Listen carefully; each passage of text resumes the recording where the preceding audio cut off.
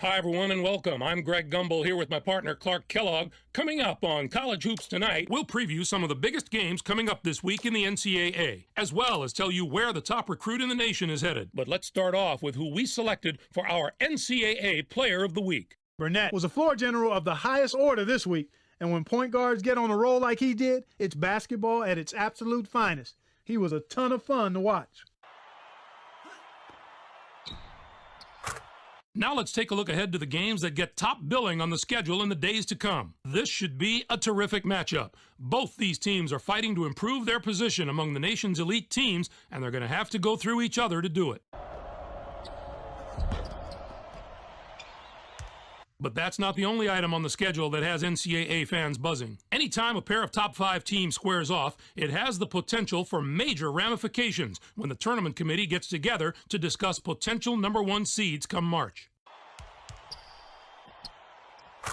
There's just as much action in the living room as there is in the locker room at this time of year as college coaches make their pitch to high school stars around the nation in the hope of finding a special player that'll push their program to the next level. The Florida State Seminoles are all smiles this week, and they should be after landing one of the nation's top recruits. Whitworth is the type of player that coaches dream about. Everyone on that campus was buzzing about this signing. He made a name for himself while he was playing his high school ball on the East Coast. And pretty soon the rest of the country is going to know who he is too, Greg. I got to see him play a few times in high school, and his skill set is perfectly suited for the college game. Sometimes his high school teammates had trouble keeping up with him, and obviously that won't be as much of a problem next year. That'll do it for us here in the studio. For my partner, Clark Kellogg, I'm Greg Gumbel. Thanks for watching College Hoops Tonight, brought to you by State Farm, the #1 auto insurer. Enjoy the exciting week of...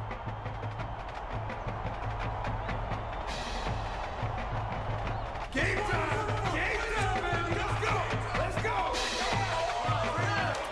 Get ready for College Hoops 2K8. The Oral Roberts Golden Eagles battle the home team. We've got a great matchup for you today. Hi there, everyone. I'm Vern Lundquist here with Bill Raftery and Tracy Wolfson. Give us your take, Bill. There's a terrific matchup at the small forward position. Cannon is undoubtedly one of the best small forwards in the nation. This guy is a defensive powerhouse. This is the kind of guy you just love to have on your team. Randolph is also a solid contributor at the small forward spot. He's got great touch around the rim. He's a real dangerous post presence. They're both warriors. We'll just have to see who emerges victorious.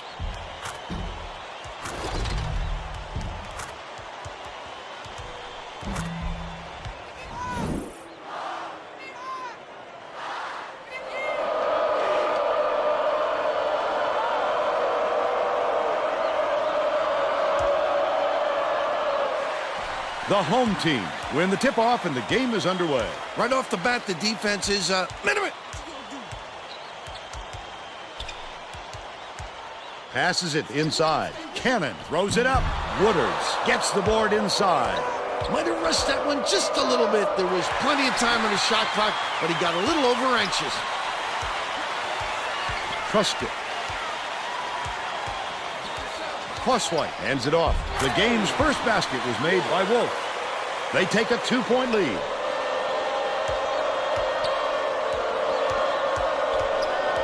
Passes, right wing.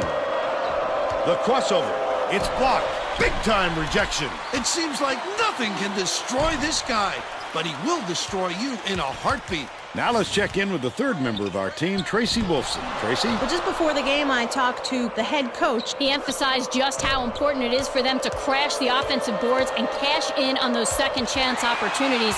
With their ability to rebound effectively, he wants to make sure they stay active on the offensive glass. Thank you, Tracy. Misfired on that last three by Cannon. He got the look he wanted to there, Bill. I wouldn't let him have too many more of those. He can light you up in a hurry. Bodicki.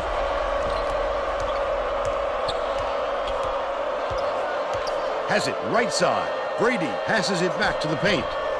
To the free throw line. Bodicki forgot where he was on the floor, and he gets called for a 3-second violation.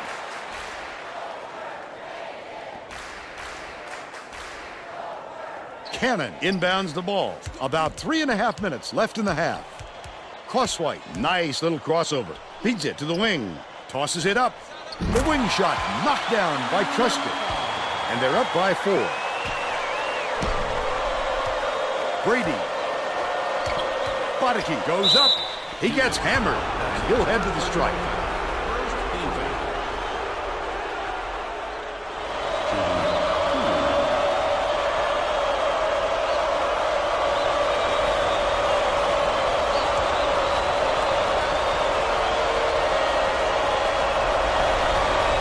He makes the first.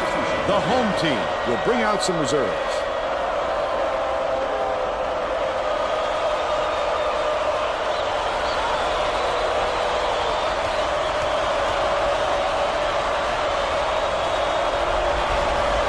He's off on the second. Bryan inbounds the ball. He's doubled up. Right around 3 minutes left in the half. Phillips catches it. High post. Crosswhite. Dumps it off. Shoots from the elbow. The shot was knocked down by Crosswhite. And they now go up by 3. Stolen away by Crosswhite. Such great instincts. He knew exactly where the ball was going. That last 3 ball was drained by Bryan.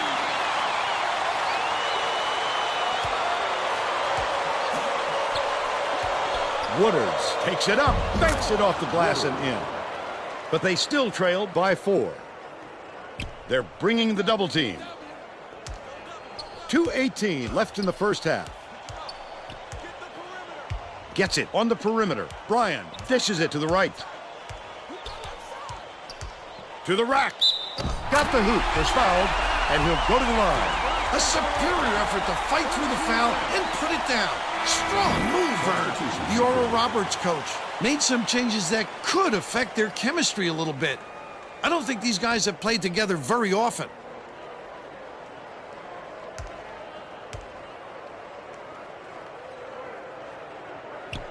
Can't convert the three-point play. Randolph tosses it up court. They rule this one goaltending. Count the shot.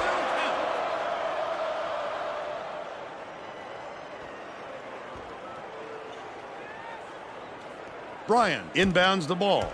Crosswhite brings it up the floor.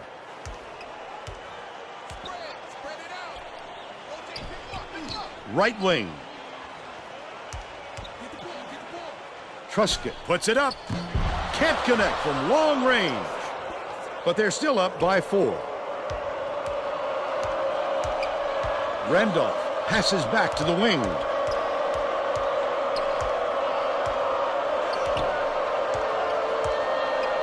Madera has it top of the key. Tosses it up. The 3 ball was good by Hollins. And they're now down by 1. 1:20 left in the first half. Goes to the crossover. Dumps it down low. Truscott gets it top of the key. Clemens unloads. Can't hit from the elbow. They're still up by 1.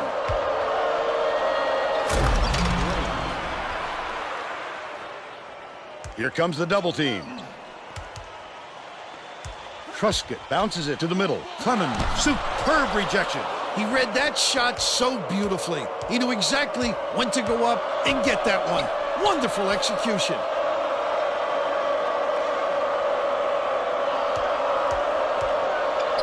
Shoots. The offensive board gathered by Madera.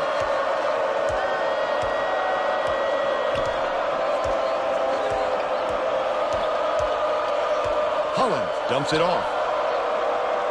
Shot clock dwindling. Top of the key. Madera corrals the miss inside.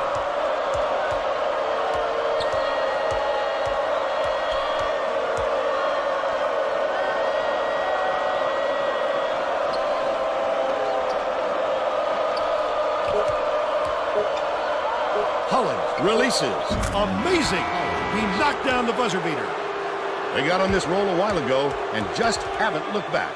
And we're headed to halftime with the score 15-11. Give us your opinion on the first half, Bill. I can't think of too much good to say about this game, so Vern, maybe you can do play-by-play and color.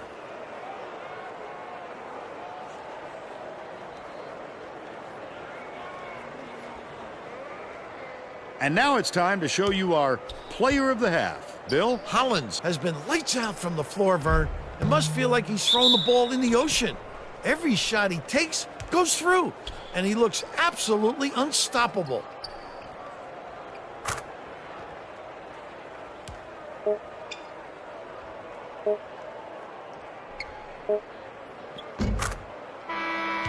Tremendous effort from our player of the half.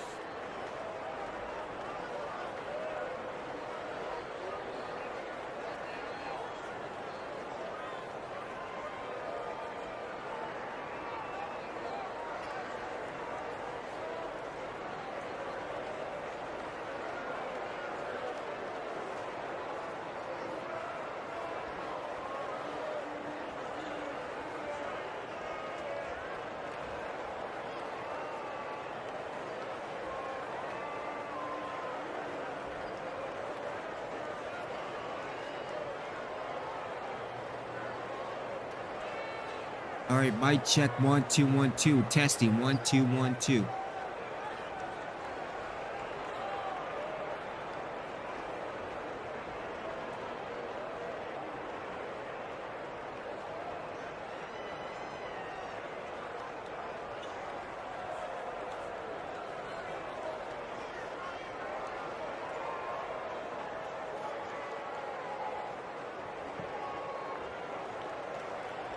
Yeah, issues to the left and issues to the right.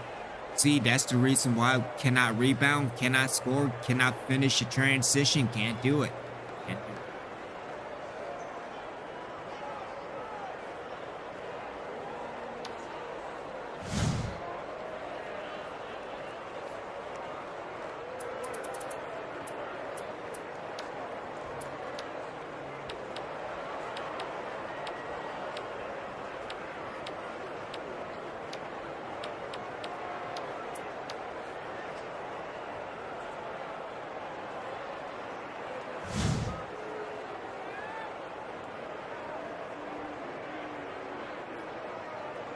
So dealing with the points total. Got 3 steals from Crosswide, which is good. I just wish he can kind of transition that into points. And then Brian with 3.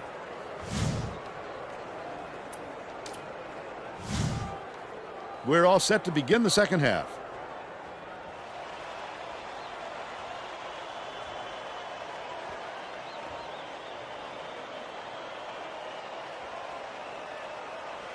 Randolph inbounds it to start the second half.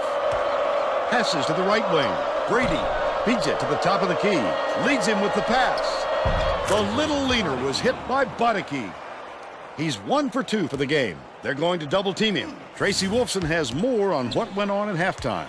Tracy? At halftime, I caught up with the head coach. He told me his team is down, but he's going to push the issue even more in the second half to make a comeback. When I asked him to explain, he told me that he was going to do just the opposite of what he would normally do in this situation and see if it gets in the opponent's head.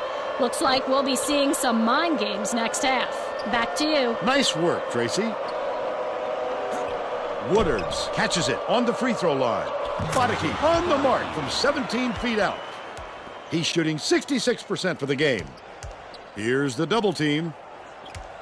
Cannon passes it up court. Shoots it. No good on the jumper by Crosswhite. The Golden Eagles can push their lead to double digits. Passes down low.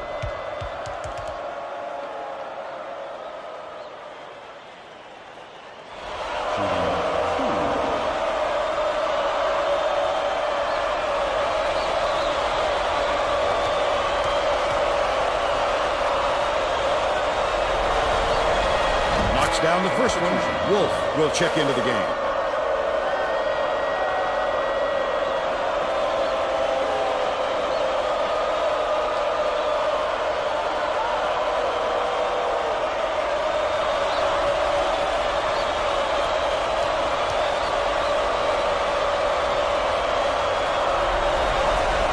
He gets the second to fall as well.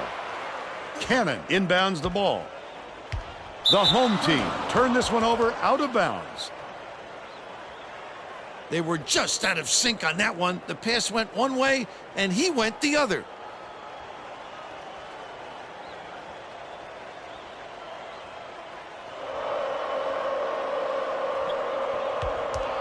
Bodicki uses the crossover. Fires.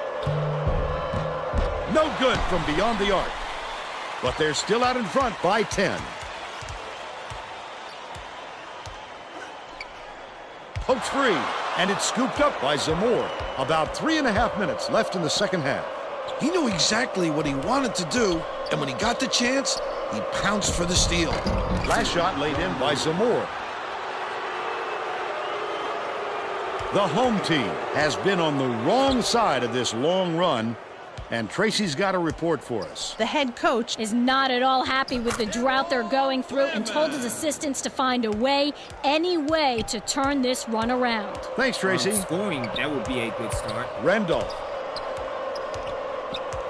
has it, high post. Woodards dishes to the left. The jumper was buried by Bodicki.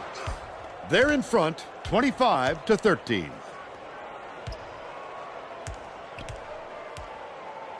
Right wing, skips it to the right side. Truscott swings it to the left wing. Cannon catches it, right wing. Last shot was buried for 3. Zamora inbounds the ball.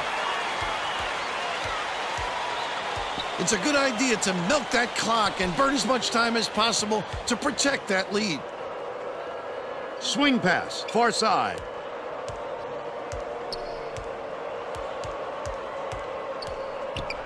Bodicki raises up. Can't return the favor with his own 3. They're still up by 9. From downtown. And the ball will land out of bounds after the errant shot.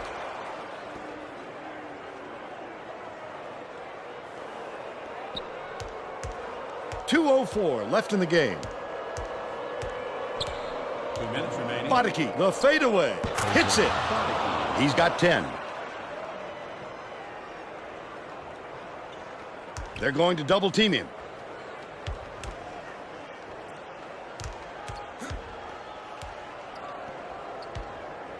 Throws it up. Snatched inside by Clemens. Zamora inbounds the ball. Bodicki brings it up.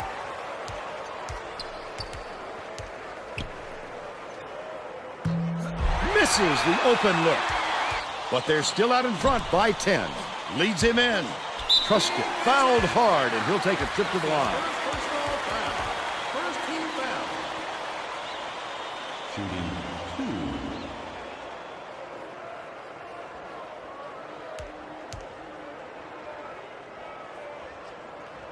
2. Sinks the first one, and that brings them within single digits.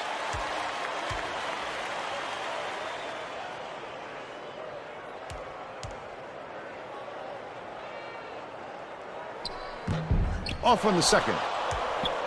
1:19 left in the game. Crosswhite is tagged with the reach, and that's his first foul of the game. I wouldn't have called it that way.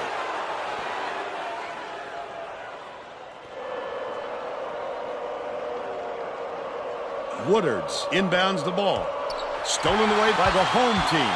The D was really waiting for him there. That's how you do it. Keep the heat on. Wait for the misstep, and then capitalize.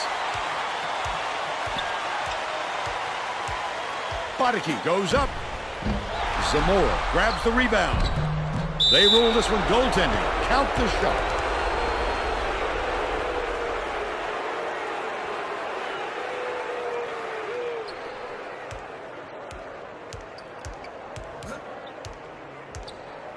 Clemens gets it left wing. Cannon passes it to the wing. Takes the shot.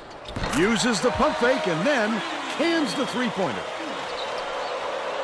Clemens has picked up his second foul. Good foul there. They need the ball back as soon as possible.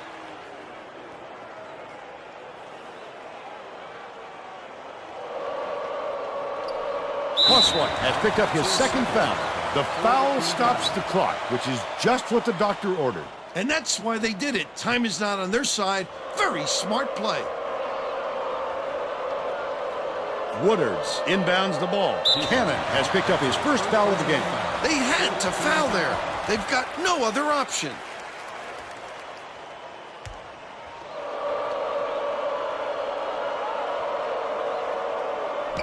Pokes free, and it's picked up by the home team. The intercept. What great reflexes. He pounced in and picked that one off easily. Wolf has picked up his first foul of the game. The foul stops the clock, which is just what the doctor ordered. And that's why they did it. Time is not on their side. Very smart play. The Golden Eagles can put this game out of reach with a bucket here. Well, no choice but to foul. They've got to stop the clock and get the ball back right away.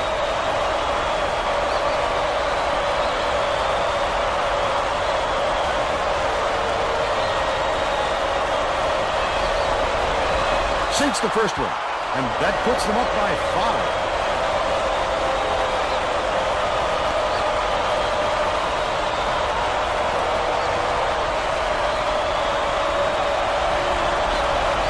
Those two will make them feel much more comfortable as we get deeper into crunch time. They can't waste any time here, Vern. They've got to get right into their offense. Wolf hands it off.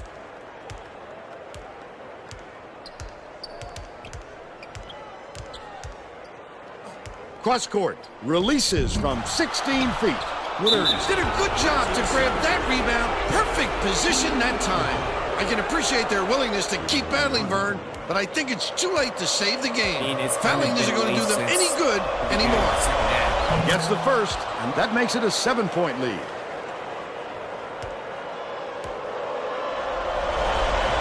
Off on the second.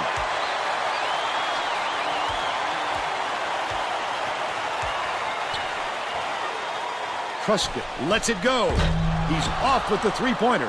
Clemens gets whistled for a foul, and they're in the penalty, so we'll head to the line for a 1-and-1.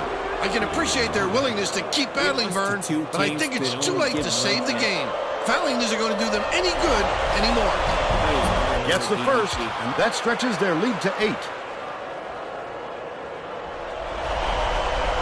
Doesn't get the second. Clemens fires it way up court. Pulls the trigger. The three was drained by Crosswhite. Randolph inbounds the ball. Cannon commits the foul. We're in the double bonus, so they'll go to the line for 2 shots.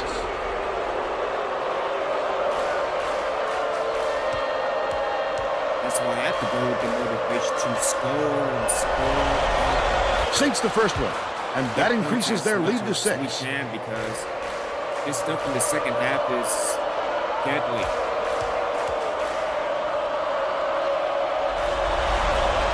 Perfect from the line, and it's a 7-point ball game.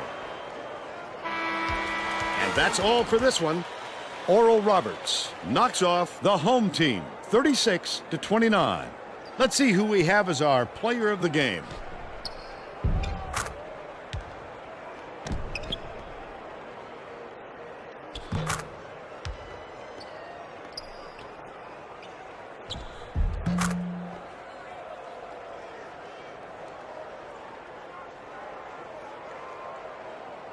Now let's go back to Greg Gumbel with today's version of the Pontiac game-changing performance. Thanks, Vern. Welcome, everyone, to the 2K Sports Studios. I'm Greg Gumbel, and we're set to bring you the Pontiac game-changing performance. Getting into an offensive rhythm is a huge advantage for a team, and that played a factor in this game. The Oral Roberts Golden Eagle jumped off to a big run after knocking down this shot to take control of the game. With the energy and tempo from the run, they were able to parlay it into a victory. Thank you, Greg. This is Vern Lundquist for Tracy Wolfson and Bill Raftery. We hope you enjoyed this presentation of college hoops on 2K Sports. Yeah, losing to 2 teams that only have 1 win, that's not good.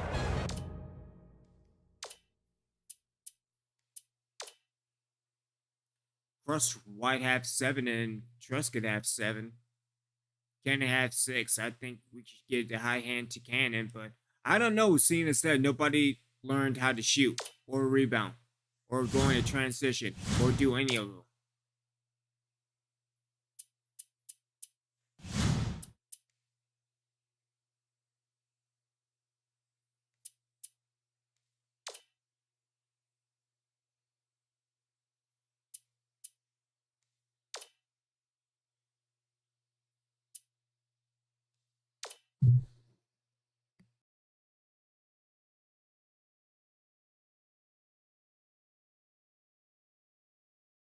Welcome, everyone, to the 2K Sports Studios. I'm Greg Gumbel with Clark Kellogg. Just ahead on College Hoops Tonight, we'll unveil our choices for the top 10 mid-major teams in the NCAA, as well as take a look at all the exciting games of the week. But first, let's break down all the big-time battles that we'll be seeing in the upcoming week of basketball. This will be a fantastic battle. This is shaping up to be a prototypical style versus style matchup. Great scorers on one side of the court, great defenders on the other. This is going to be a real showdown.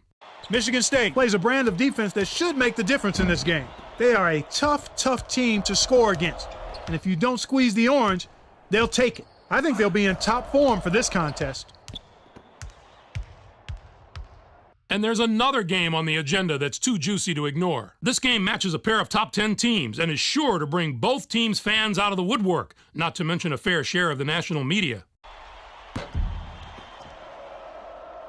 Now let's unveil our list of the top 10 mid-major teams in college hoops. These teams could probably hold their own in any of the power conferences if they had the chance. I just love talking about the non-power conference teams. This is the kind of stuff that gets me fired up for March. A couple of these teams have the potential to be very dangerous in the tournament. No one more so than the team at the top of the list. Gonzaga has a schedule that rivals that of any of the top power teams. The strength of their opponents has been just outstanding, and that's going to be a huge factor in their ability to survive in March. In playing one of the most difficult schedules in the nation, they've gotten a lot tougher along the way. There were some fantastic matchups this past week, so let's take a closer look at them in our Games of the Week. We had a pair of top 10 teams duking it out, Clark, in our first featured game. Seton Hall overpowered Georgetown. Anytime you have two teams this high in caliber matching up against each other, you know you're in for a heck of a basketball game. These teams know what's on the line, and it's the kind of marquee matchup that we like to see. Seton Hall played some absolutely stifling defense. They made the guys on the other side work for every basket, and you can see that reflected in the shooting percentage. They never let up on the defensive end. That really took the pressure off the offense and allowed them to dictate the tempo of the game. To me, that was the biggest factor. Also on deck is a pair of conference foes matching up in the ACC. In the Pac-10, Washington beat Arizona. The Washington Huskies made the most of their opportunity to move up, and that's going to serve them very well as we get closer to conference tournament time, even if it's just in seeding position. Sidai was the hero of this one with a terrific performance. His 19 points led the team. What I love about him is he plays with attitude, with an edge, which you need in the paint. He's enjoyable to watch, and he produced again in a big-time fashion in this game. That'll do it for us here in the studio. For my partner, Clark Kellogg, I'm Greg Gumbel. Thanks for watching College Hoops Tonight, brought to you by State Farm, the #1 auto insurer. Enjoy the exciting week of college hoops action to come. Oh boy. Going up against San Diego State and Southern Utah.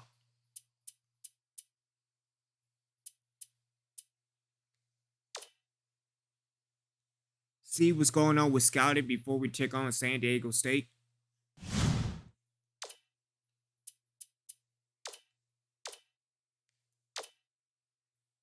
All right, so dealing with recruiting. Let's work on continuing to get Grady. So the only three is Grady, Reeser, and Davenport. So we will worry and focus on these three.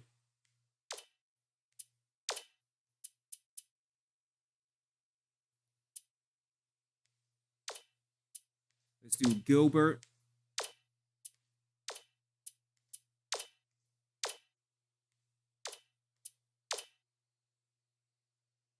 And Grady moved up to an 86.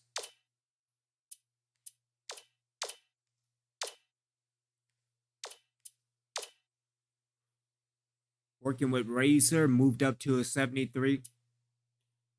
And dealing with Davenport.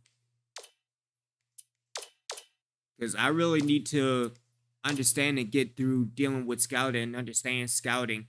Because, I mean, I know and understand the basics, but I really never really dove deep into this. Because, again, it's all coming back to me slowly but surely. But, yeah, we have got nobody. So, if anything, these three will probably be the three recruits.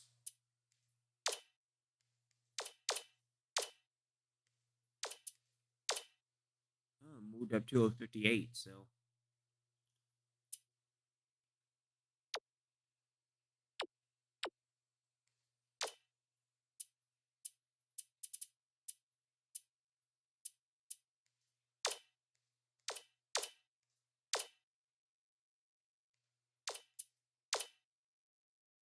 Okay, so Hoskins is at a 74.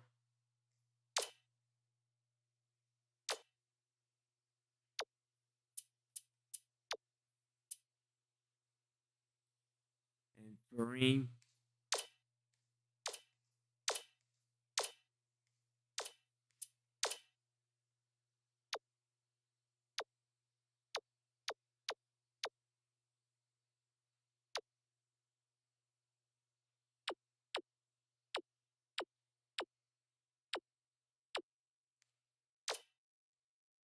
There's nobody in California. It's only 8 in New Mexico. But again, really nothing at UNM, so.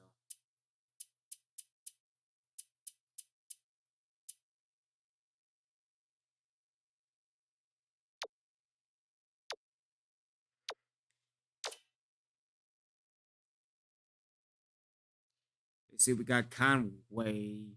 Oh, not Conway, Corcel.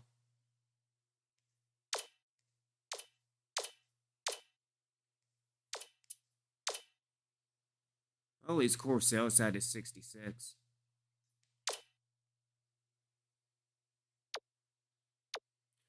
But yeah, very limited now, given the fact that we are deep into conference play.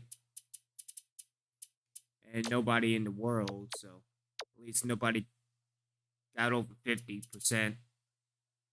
What about Canada? Let's try that. We got Cameron Styles.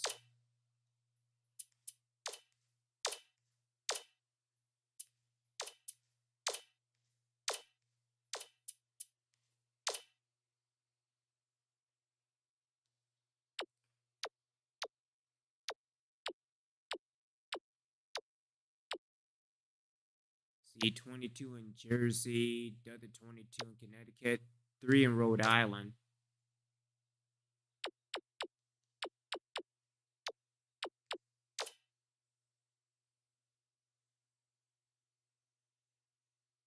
I got a 69, so.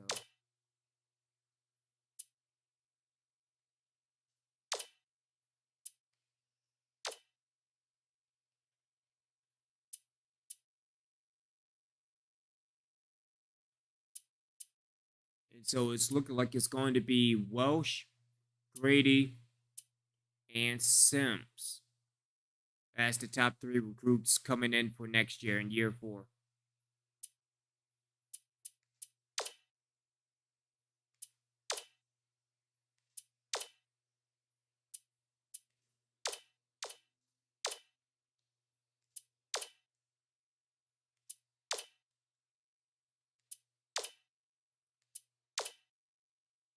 See, smart recruit. Let's get Gilbert. See if we can make anything move. Which probably not, so. But yeah, so. Again, we would probably stick with the top 3, maybe the top 5, but other than that. And no signings, which is fantastic. All right.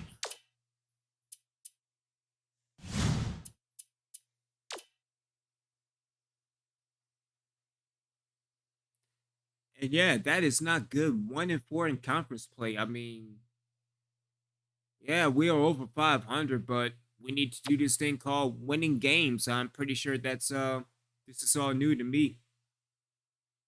Because I'm looking at overalls. I mean, 2-12, 3-13, 3-10. Again, we are 7-6. We are over 500, and yet you lose to a team or teams rather with only 1 win.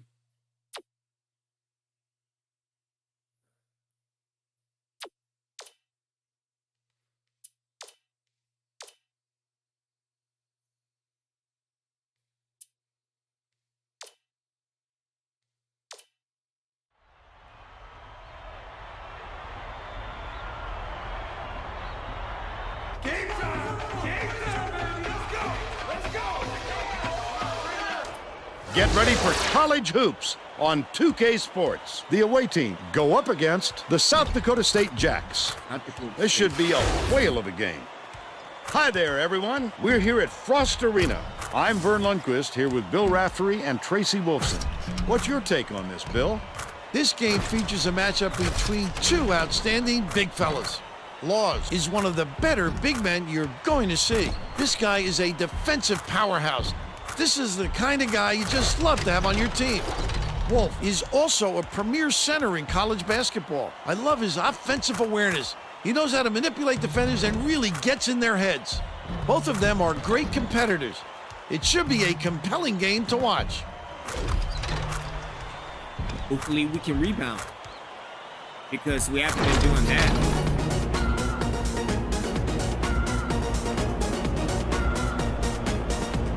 Yeah, seeing as that trust guide is gone next year.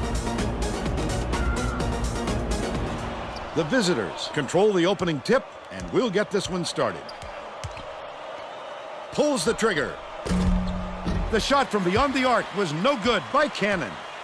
And it's still all tied up 0. Crosswhite is whistled for reaching in, and that's his first foul. It takes quick hands to get the theft, and he was too slow that time.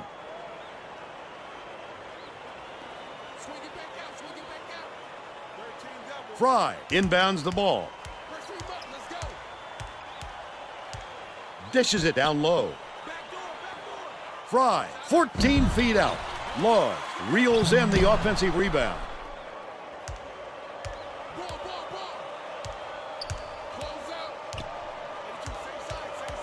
Truscott passes it to the left wing. Feeds right wing from 18 feet away. Reeled in by Clemens. Clemens didn't get that rebound by accident. He knew right where to be.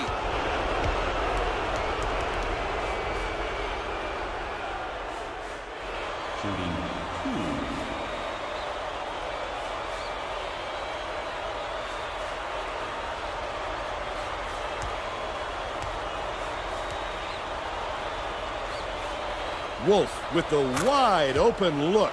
Knocks down the first one.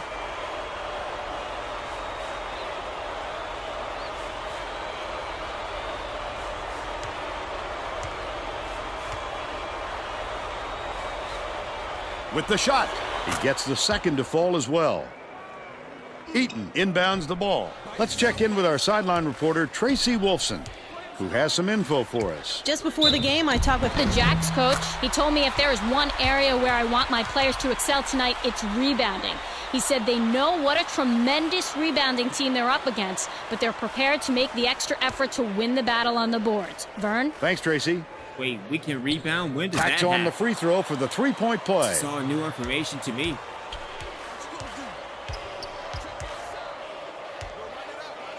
Crosswhite hands it off.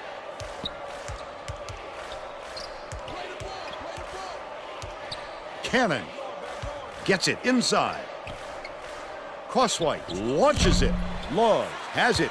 And that's his third rebound of the contest. Credit the defense there. They got That out on timing him, is and they off big forced him to time. rush it a little.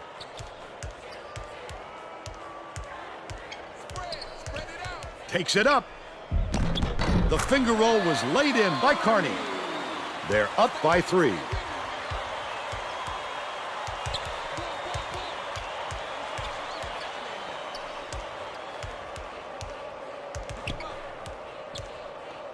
Truscott takes the shot. It's in for 3. And it's now all evened up 5.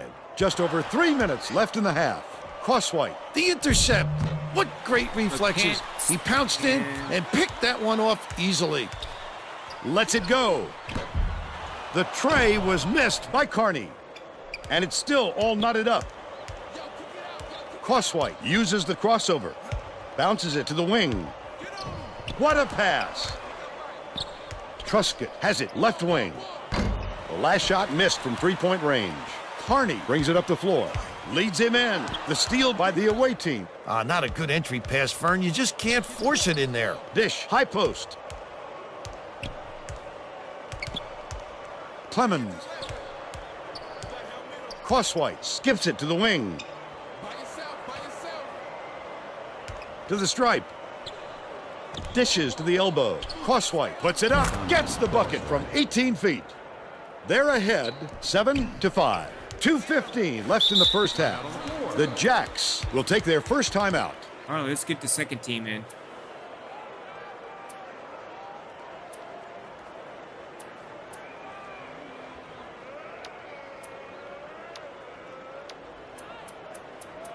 Let's also put Gaines in as well.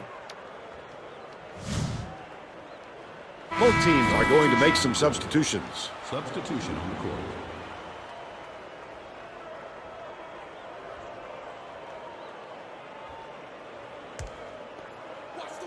Hagler inbounds the ball.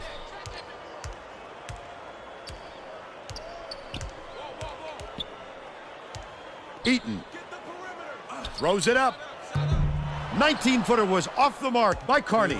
That was a much quicker shot than they might have liked, but it was a pretty open look, so it's tough to fault him. Mullins goes up, fouled hard, and he'll take a trip to the line. Second team foul.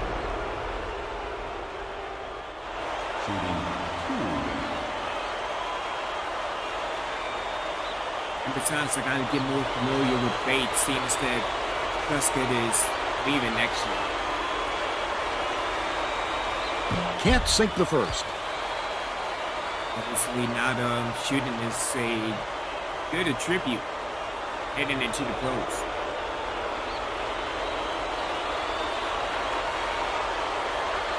Good on number 2. The Jacks were the last ones to touch it, and they'll turn it over. They were just out of sync on that one. The pass went one way, and he went the other. Mullins inbounds the ball.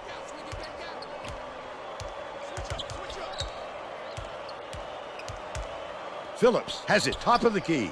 Passes out left.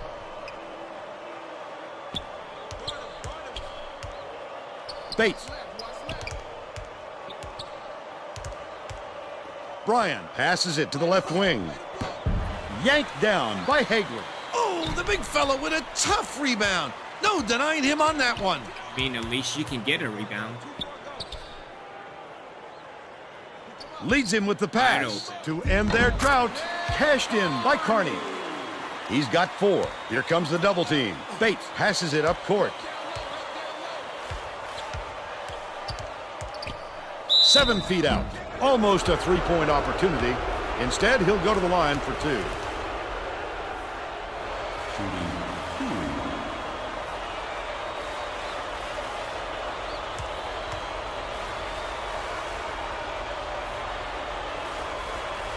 He misses the first. Lloyd is coming onto the floor.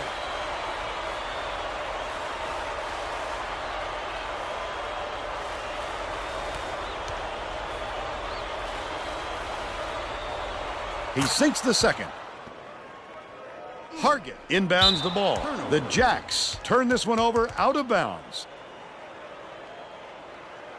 That could have been avoided, Vern. He might have been a little too concerned with the defense.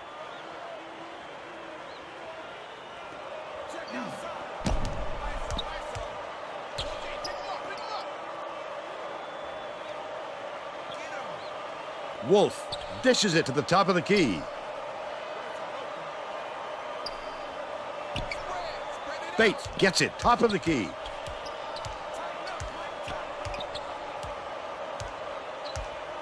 Bounce pass, right wing. Bates. Only a few seconds left on the shot clock. Bryan raises up. Off the mark with the 3 ball. Still a 2-point lead.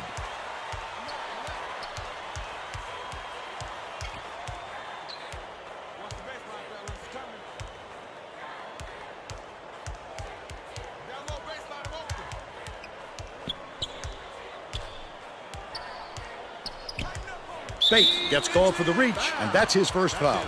I don't agree with that call at all. The visitors are making substitutions. Substitution on the court.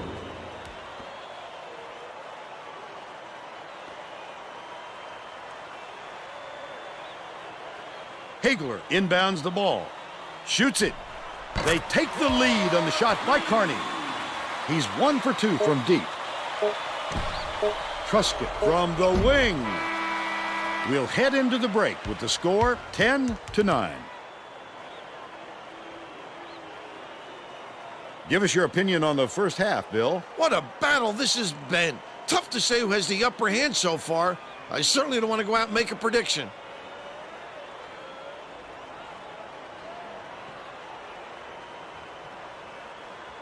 Now we'll bring you our player of the half.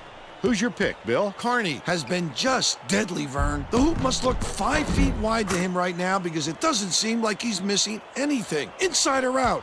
He's been an offensive force. Absolutely on fire.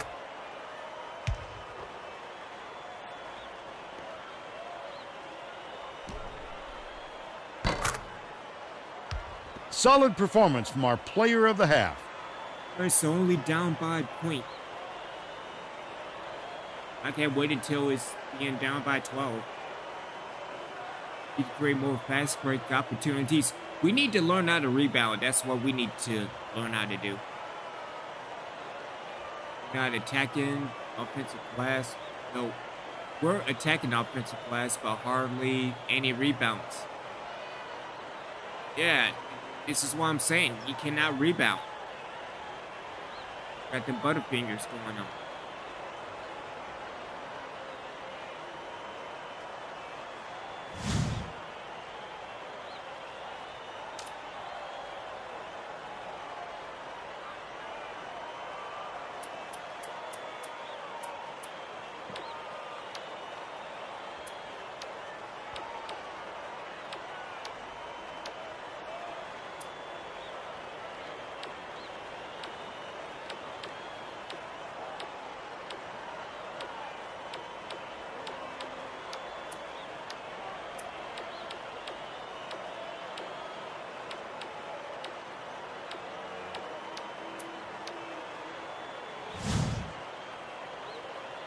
All right, let's see if we can rebound in the second half. We're all set to begin the second half.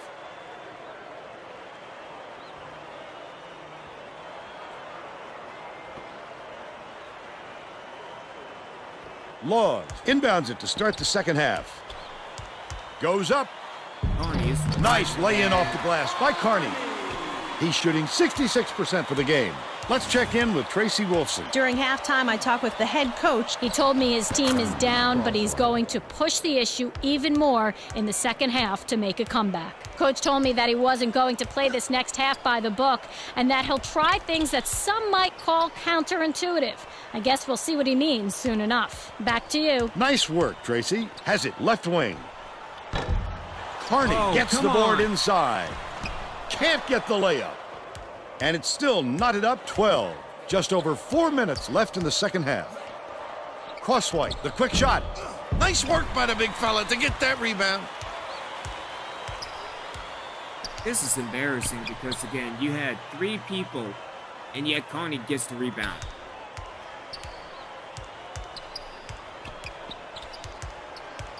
Takes it up. Snatched by Crosswhite. There's nothing he can do but shake his head on that one and move on. Truscott takes it up. Fry pulls it in. Well, the D did a nice job of disrupting him a little bit. That's tough work down low. Top of the key.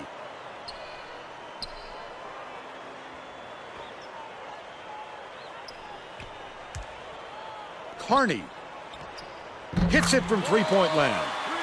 12 points, and he leads all in scoring. Crosswhite brings it up court. From deep, Laws grabs the rock. He'll make that one most of the time. Well, the D got a break on that one. One-on-one. Goes up, gets a piece of it. That wasn't even his man, Vern. That's just a terrific defensive play. I'd love to see that kind of help. Cannon gets it right wing. Why use the whole shot clock when you only need a few seconds, right? The Jacks will take a timeout.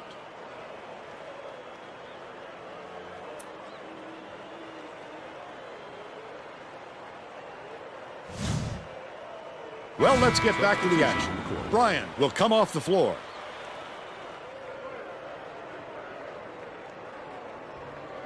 Eaton inbounds the ball. Krimsky tosses it up court.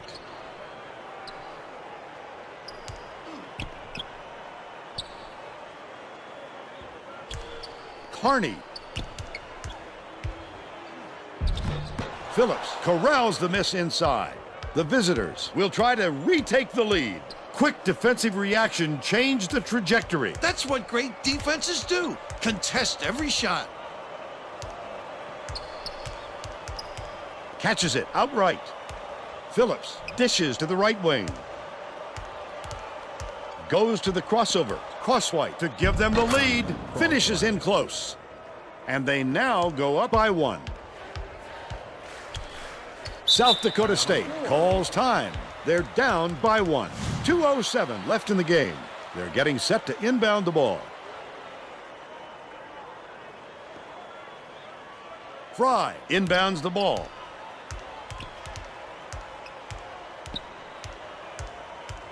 Two minutes remaining. Right wing tosses it up. The three-point attempt missed by Eaton. The D wasn't too worried about that one. Gave him room to get it off. Mainly because they prefer the long three over him driving it in. That last three-pointer was missed Man, by y'all Cannon. don't know how to rebound. But then again, y'all don't know how to Dumps do it anything. inside. Love, his first shot of the game, sinks it. Carney with the nice pass, 2 assists, and he leads his team in that category. Cannon puts it up. No luck on the three-point attempt. He got the look he wanted to there, Bill. I wouldn't let him have too many more of those. He can light you up in a hurry. Passes it to the paint. Crosswhite is tagged with the reach, and that's foul number 2 for him. Wolf didn't sit for long, and he's coming back into the ball game. The Jacks call time. They're in front by 1. 1:12 left in the game.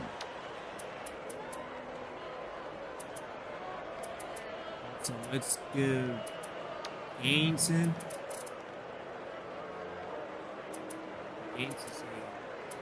Hold up.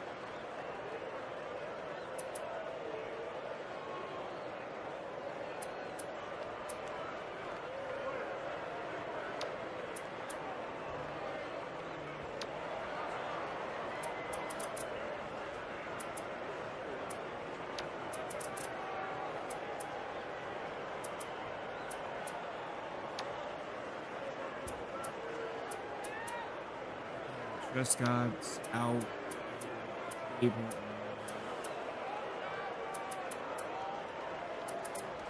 Do I really want to trust Brian?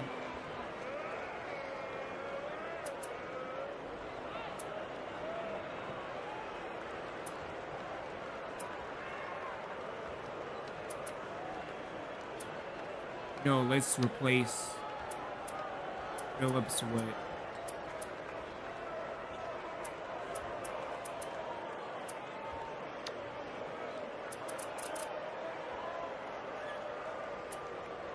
then heading on to town, we could probably swap Crosswhite back in.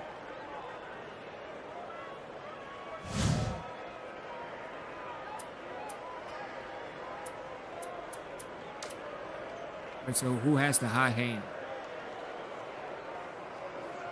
Crosswhite. Let's get the high hand to Crosswhite.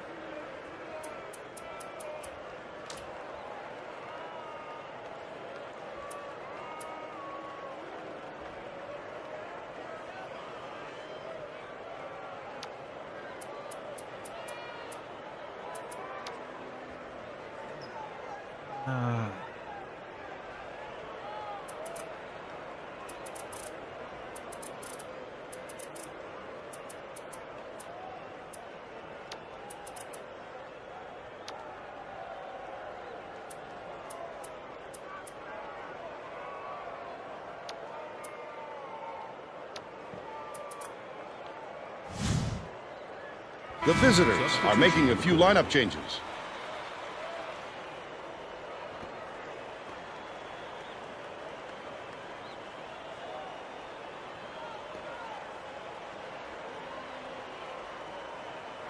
Fry inbounds the ball.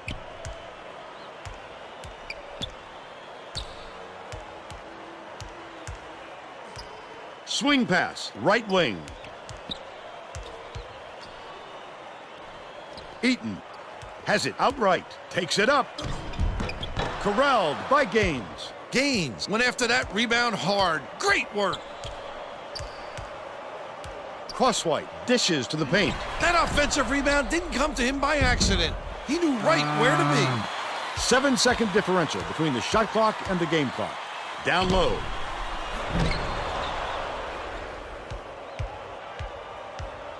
Feeds it far side. Bryan shoots. What are you Can't doing, get it to Brian? fall from downtown. Crosswhite just picked up his third foul of the game. The foul stops the clock, which is just what the doctor ordered. And that's why they did it. Time is not on their side. Very smart play. Crosswhite now has 4 fouls. Good foul there. They need the ball back as soon as possible. Fry inbounds the ball. Gaines has picked up his first foul of the game. The foul stops the clock, which is just what the doctor ordered. And that's why they did it. Time is not on their side. Very smart play. Mullen has picked up his first foul of the game. They had to foul there. They've got no other option. Gaines has picked up his second foul. Good foul there. They need the ball back as soon as possible. Situation. Gaines gets whistled for a foul, and they're in the bonus here, so that'll be a 1-and-1 at the line. Well, no choice but to foul. They've got to stop the clock and get the ball back right away. There's nothing worse than missing the front end of a 1-and-1 at this stage. You can feel the points slipping through your fingers. Well, no choice but to foul. They've got to stop the clock and get the ball back right away.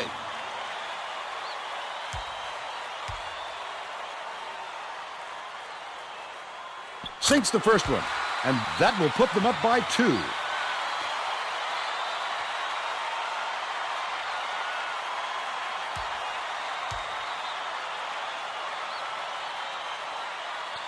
That missed free throw could come back to haunt them, Vern.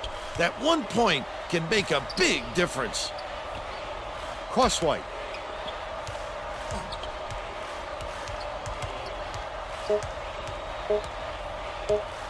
Passes to the corner. Gaines. It went in! What a buzzer beater! And it's all over. Jeez. The away Need team to get just better. gets by the Jacks, 19-18. And now it's time to show you our player of the game.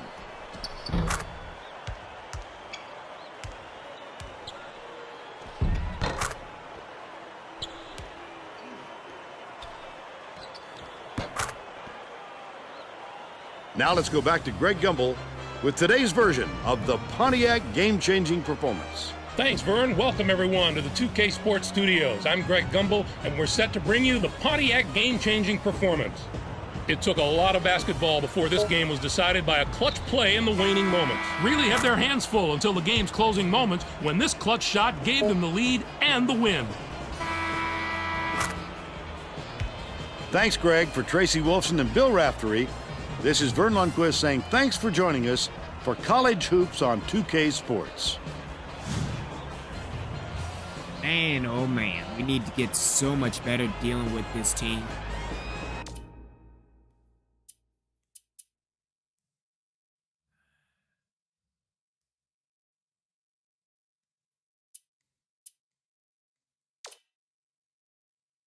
Win's a win, but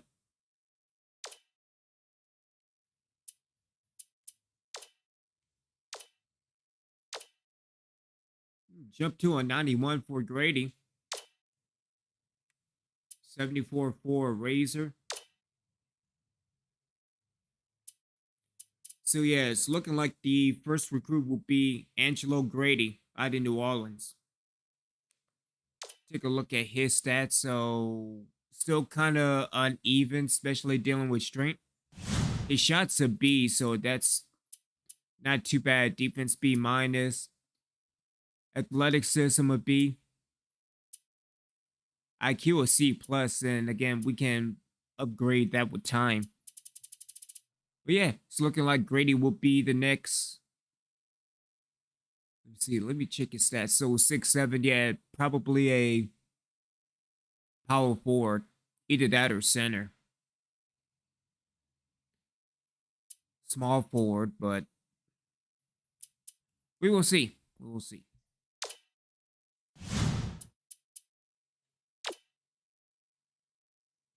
8-6. Getting 2-4 in conference play.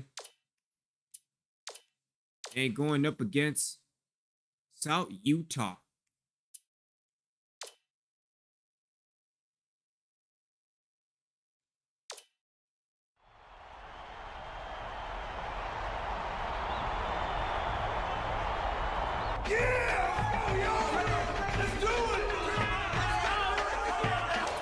Get ready for College Hoops 2K8. The away team go up against the Southern Utah Thunderbirds.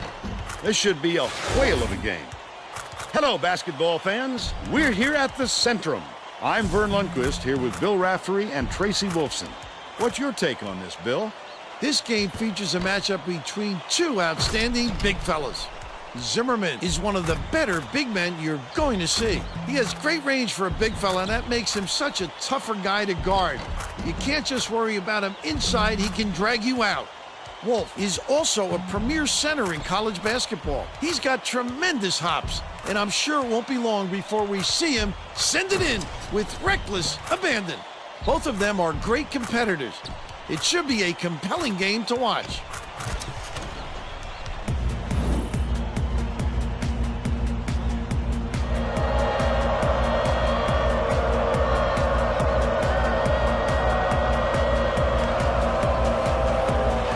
The away team controls the opening tip, and we'll get this one started.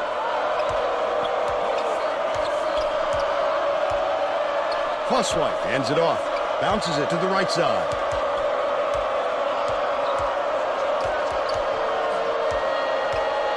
That will be a 5-second call. He had nowhere to turn, Vern. His man was in his pocket the entire time and caused the turnover. Let's check in with our sideline reporter, Tracy Wolfson, who has some info for us. Vern, before the game, I talked with The Thunderbirds coach, playing against a team that has the ability to create so many second chance opportunities, he said it is extremely important that his players do not get lazy boxing out their man. Giving up extra possessions to a team like this will kill us, he told me. Thanks, Tracy. Dawson backs in, takes a three. Hold down inside by Dawson. Flip up and in on that last layup. He's in his element when it comes to the putback, Bill. He wants it badly. He wants it more than anyone else, that's for sure, and he gets what he wants. Pokes free, and it's picked up by Southern Utah. Trying to do too much there, Vern. You give the defense far too much time to react on such long passes. He gets by the pass. Leads him with the pass. Double team. Marshall fouled hard, and he'll take a trip to the line.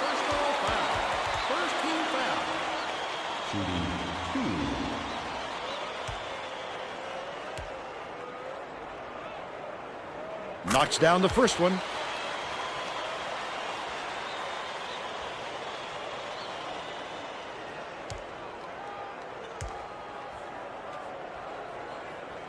He gets the second to fall as well.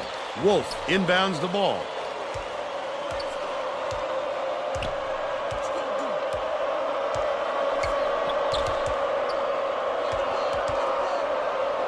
Cannon has it left wing. You have to keep your head up and eyes open at all times playing with this guy. That's right, and you never know when or where he'll find you. The steal by the away team.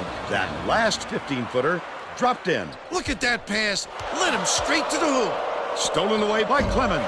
That last 15-footer was no good. Crosswhite gets the reach-in call, and that's his first foul. It takes quick hands to get the theft, and he was too slow that time. Just over 3 minutes left in the half. Marshall catches it, left wing. Dawson passes it back down low. Last shot laid in by Marshall. The away team takes its first timeout of the game.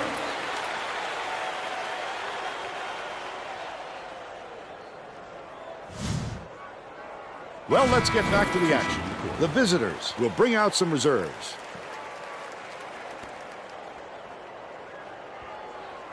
Wolf inbounds the ball. Right wing. Bryan puts it up. No good from three-point land. And it's still knotted up 6.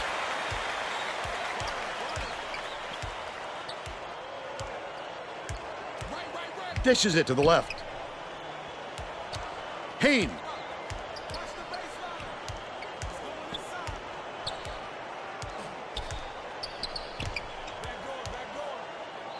Feeds it to the elbow. 14 feet out. Nice work by the big fella to get that rebound. Crosswhite. Nice little crossover. From 18 feet away. Just missed it. No three-point opportunity, but he'll go to the line for two.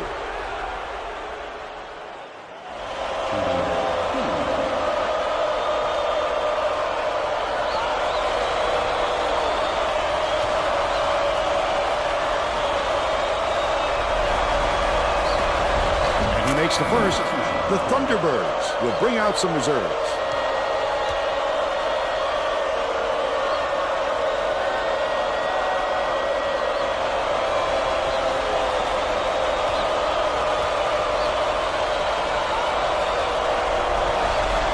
He gets them both. Atako inbounds the ball. 2:17 left in the first half. Hayne, here's the spin move.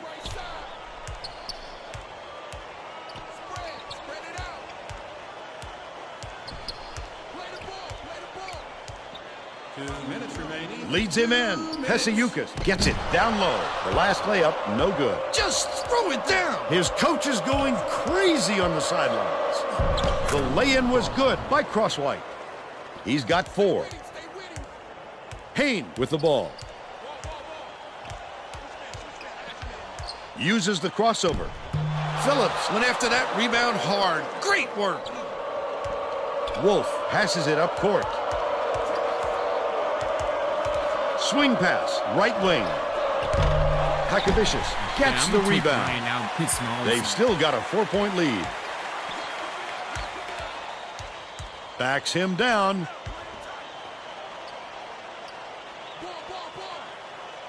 Hakavicius catches it, top of the key. Can't get the jumper to fall. They're still down 8. Crosswhite passes it to the left. He was right side. Skips it to the right. Bryan throws it up.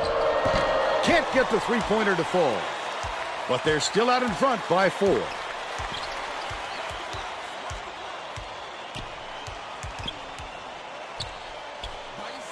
Dishes to the baseline.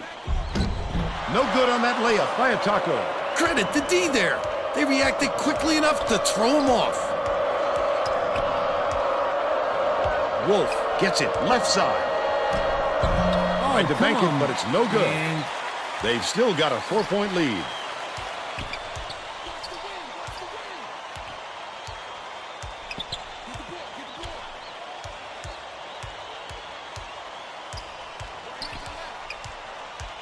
Crosswhite is tagged with the reach, and that will be his 2nd foul of the game. Both teams are going to shake things up a little bit with some subs. See, I don't agree with that call at all.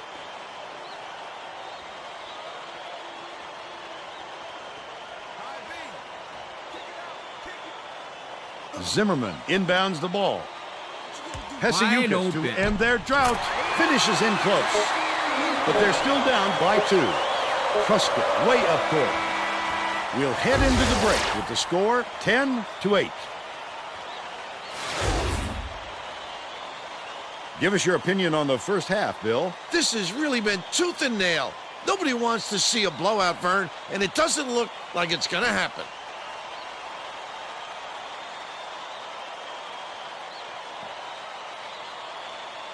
And now it's time to show you our player of the half. Bill? Cannon has been lights out from the floor, Vern.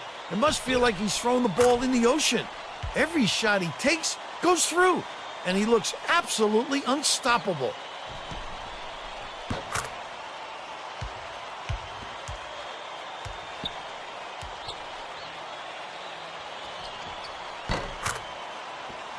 Solid performance from our player of the half. All right, so dealing with the second half, keep everything the same. We'll see what negatives are. Good goal, offensive glass more. We had to few offensive rebounds. We don't have offensive rebounds, period. I know 5, but maybe that's a mirage. I mean, we actually maybe have 1 rebound. Decrease pressure on D. I'm not too worried about the long range game. I am. It's always a threat. Find ways to get to the line.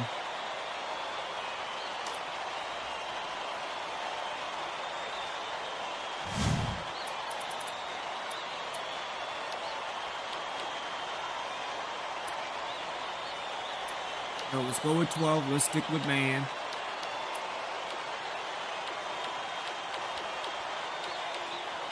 And let's keep the forecourt to a trap instead of a press because that seems to be working. We're all set to begin the second half.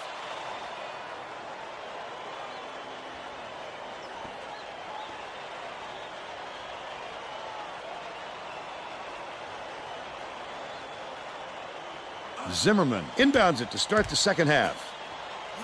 Haynes has it in the paint. Nice move in the paint on that last shot by Zimmerman. Way too much room to operate. He'll make it every time. Now let's go down to Tracy Wolfson, who has an update for us. At halftime, I caught up with the head coach. Bernie told me that he was going to do just the opposite of what they would expect, hoping to catch them off guard. Coach told me that he wasn't going to play this next half by the book, and that he'll try things that some might call counterintuitive. I guess we'll see what he means soon enough. Back to you, Vern. All right, Tracy, we'll see if they can do that.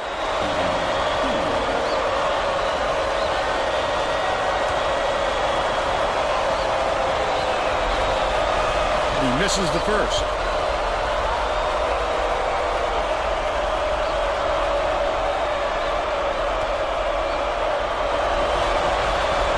Good on number 2. Dawson inbounds the ball. They're coming up with a little half-court trap defense, hoping it will force some turnovers. Haynes beats it to the left side. Swings it to the wing. Leads him with the pass. Dawson banks it right in. And they now go up by 1. Just over 4 minutes left in the second half. Cannon passes back to the right. Dicey pass. Bates has it out left. Haynes hauls in the board. Heseyuka tosses it up court. Takes it up. Haynes fought for that rebound. That's some toughness for you. He's shooting 66% for the game. Passes right wing. Phillips. The crossover takes it up. Great rebound. The big fella's not afraid to do the dirty work, Vern. Haynes goes up. Hits it. They lead 16-11. The away team head coach is going to let his team have it. He just can't be happy with the run that they've had just now.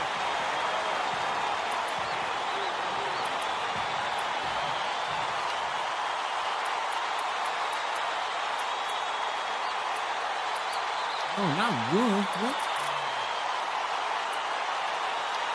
Games. Those games.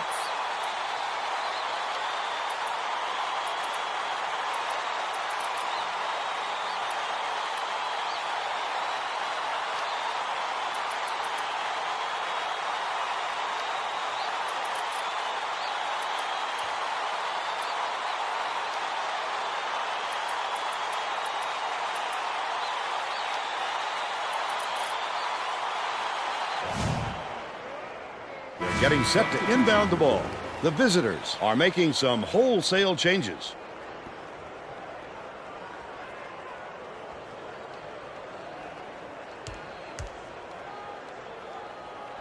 Smalls inbounds the ball. The away team has had serious problems with their interior defense. And Tracy has a report from their bench. The head coach is definitely aware of that problem. He told his assistants that they have to bring more defenders into the paint, even if it means leaving the perimeter open. Desperate measures here, Vern. Thanks, Tracy. Goes up. Oh, come Corralled on. by Zimmerman. And that's his 3rd rebound of the contest. He must have thought someone was rotating over to block that. You can't lose concentration even for a second. Catches it, right wing. Marshall passes to the top of the key. Out left.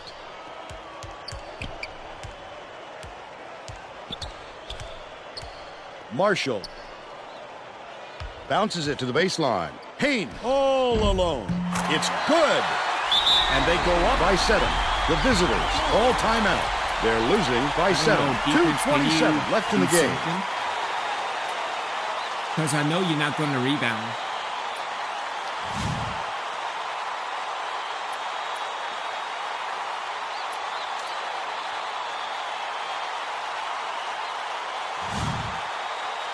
Well, it looks like they're getting set to inbound the ball.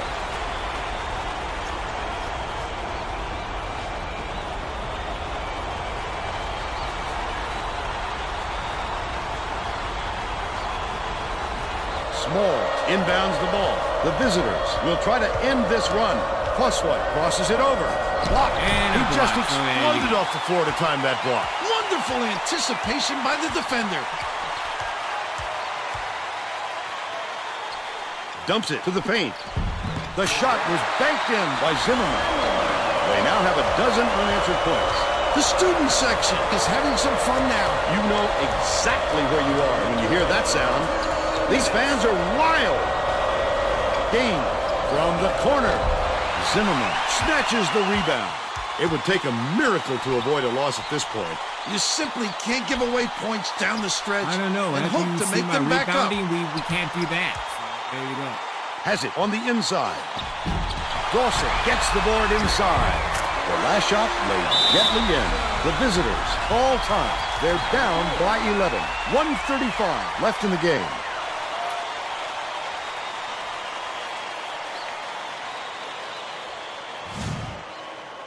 They're getting set to inbound the ball. The visitors are making a few lineup changes.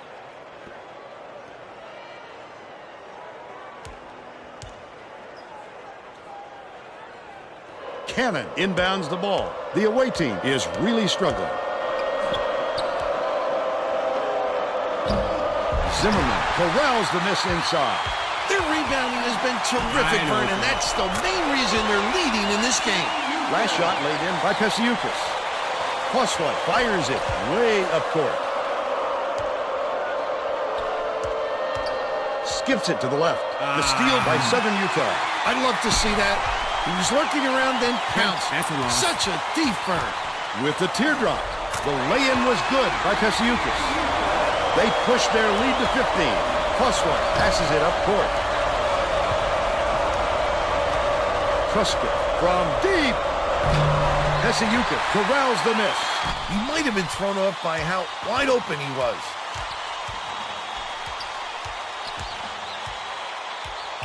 Passes to the top of the key. Leads him in. Hayne tosses it up. It's good. only scored Nice one lead point pass to in set the that second one up. half. The away team calls time. They're trailing by 17. 35 seconds left in the game.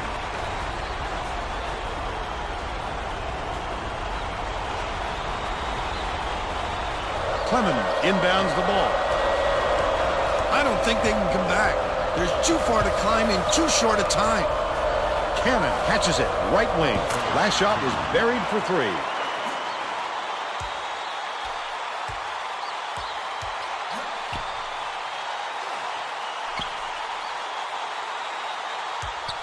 Lead pass inside. That last shot was drained by Dawson. Great job to hang on to the lead. They're doing it all out there. Phillips shoots it. He grabs the rebound.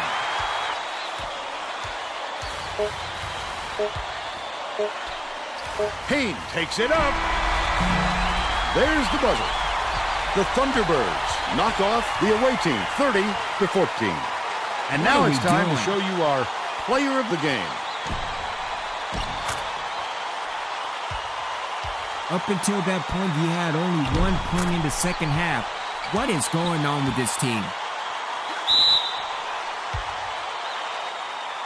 Now let's go back to Greg Gumbel with today's version of the Pontiac game-changing performance. Thanks, Vern. Welcome, everyone, to the 2K Sports Studios. I'm Greg Gumbel, and we're set to bring you the Pontiac game-changing performance. A big momentum swing was a considerable factor in the outcome of this contest. The Southern Utah Thunderbirds never lost track of their game plan in this contest. This shot started them off on a long run, and their opponent never recovered. Thank you, Greg. This is Vern Lundquist for Tracy Wolfson and Bill Raftery. We hope you enjoyed this presentation of College Hoops on 2K Sports.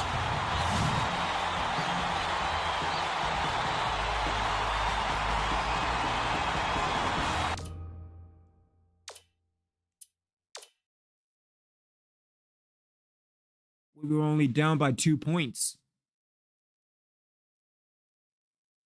My mistake. We were actually up.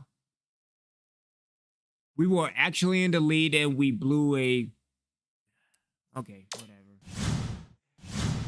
I don't know what's going on with DVT. DVT's turning into the football team. And I can't even say that because unlike our basketball team, the football team actually has a defense. Hope everybody's enjoying their Saturday evening with me. If you enjoy pain and suffering, make sure you hit that subscribe for more pain and suffering as we head into college hoops tonight.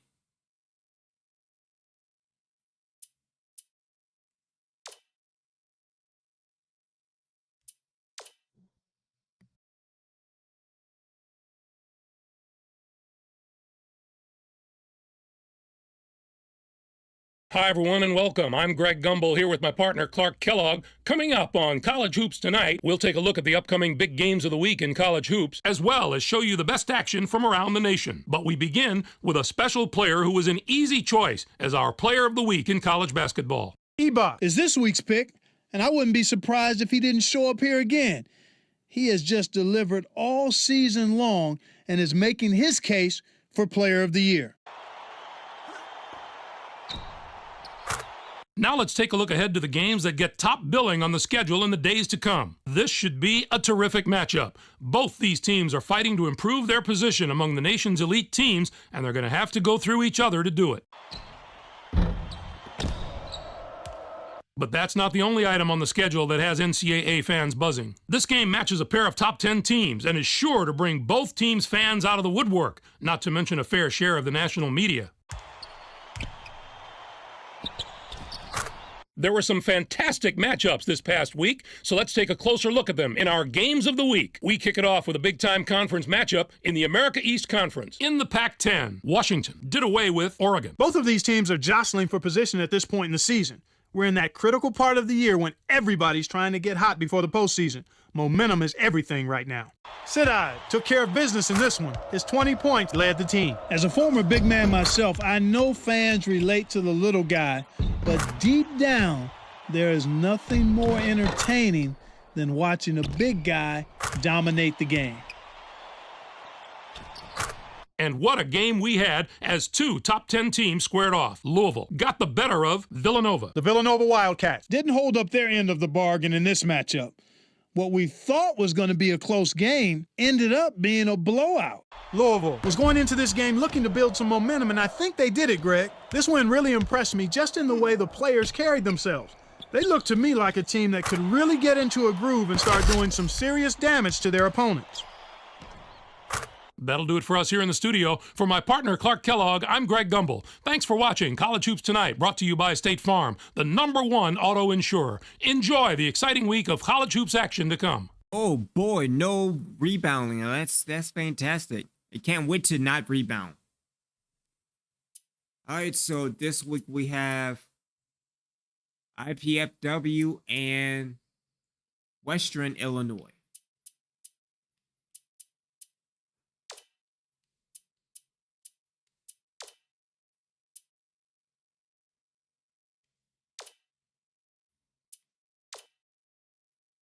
All right, so dealing with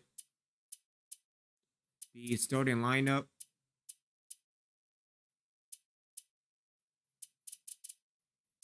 Yeah, I don't think Brian should get any more starts. given the fact that his 3-point is, yeah, his 3-point is not good.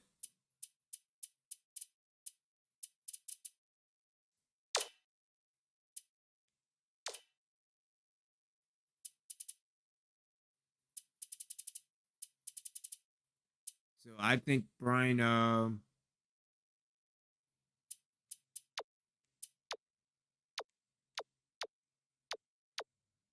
let me see.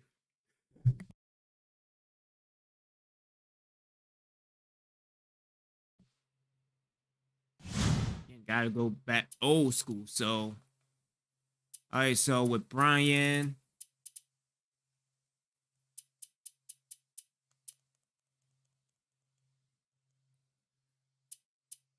we should give more time to Cannon.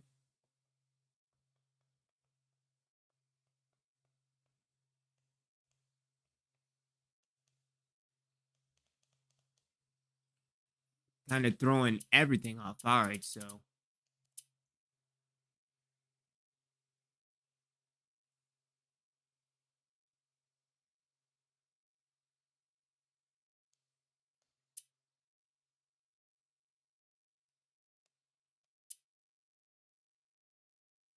let me see. So who should get to start? No, Cross White.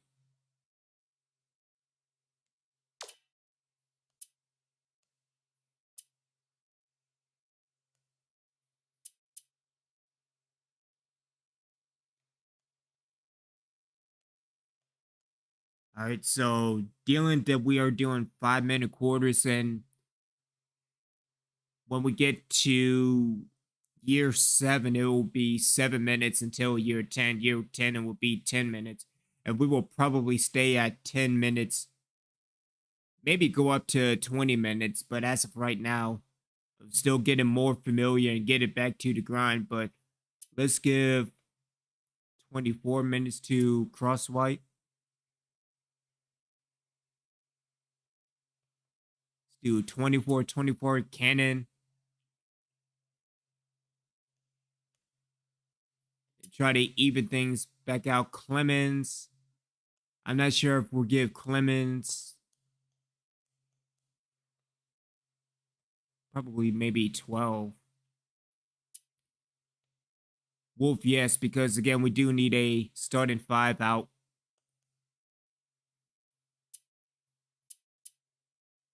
We are not giving Brian. If anything, Brian will probably be bench on the number 6.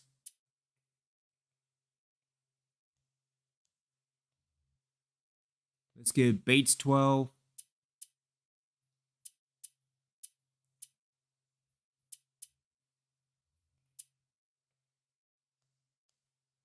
Let's give Gaines 12.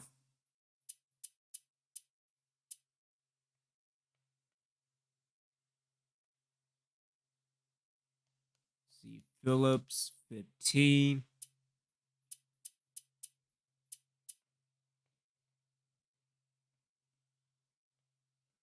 If anything, I think Smiles will probably be in the starting lineup.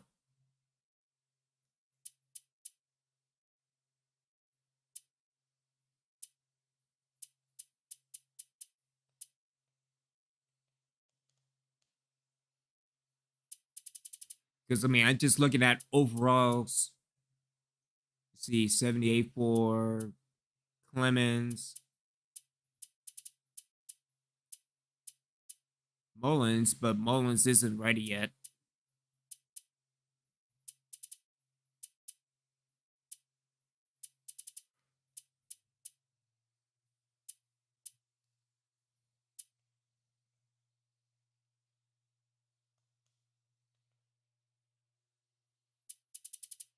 And if anything, just probably even everything back out.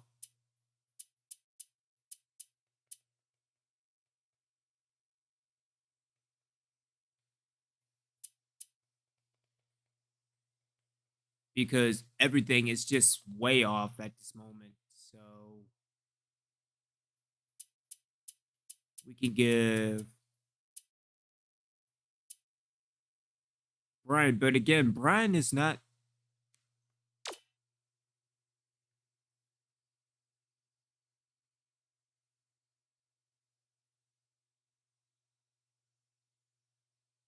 Yeah, plus Brian's a senior, so let's get 3 minutes. Durovic, let's give the remaining time to him.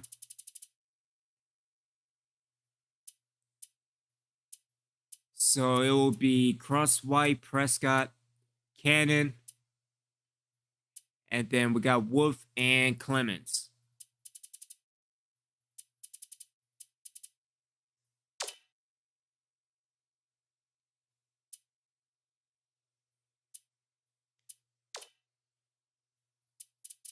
Let's see, we have, let's give motivation to Bates and 3 pep talks, or 2 now. And I mean, we can't have this moving forward with year 4 through infinity.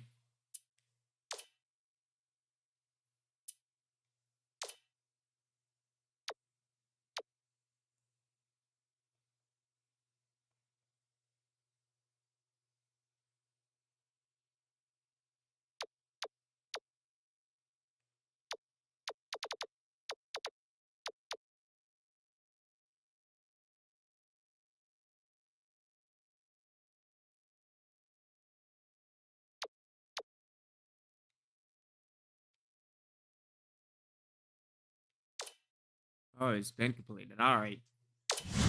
I really do need to go deep into things like training and player progression, and we can still do the drills. Let's do.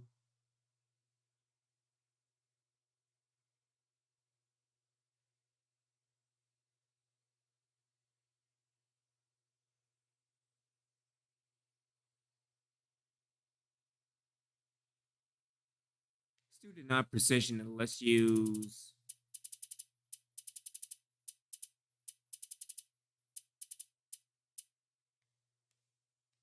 All right, let's get the music going.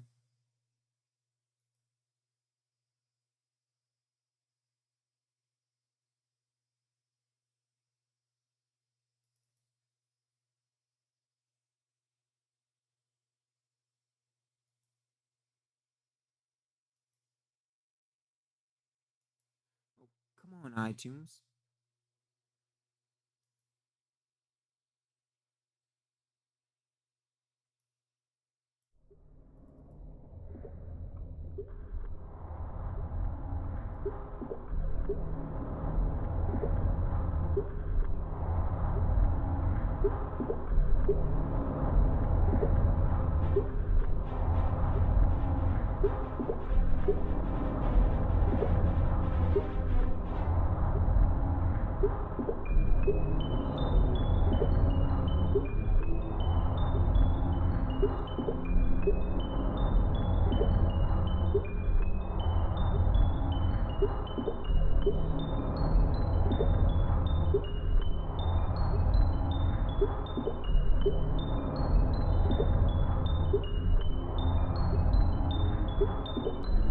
Yeah, this is not working.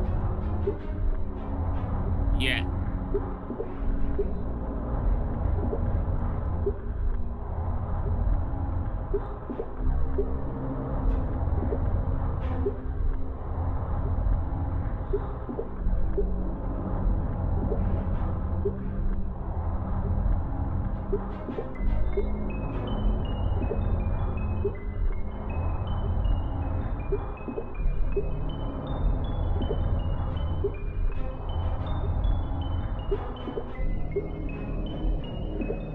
Yep.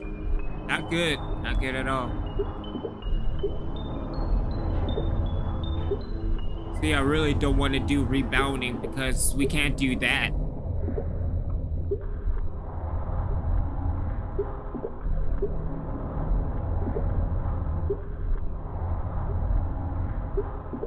So we can't deny position.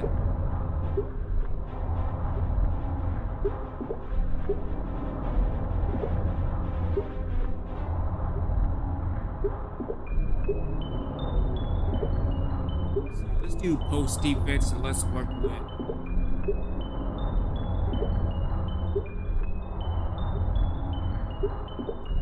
Smalls.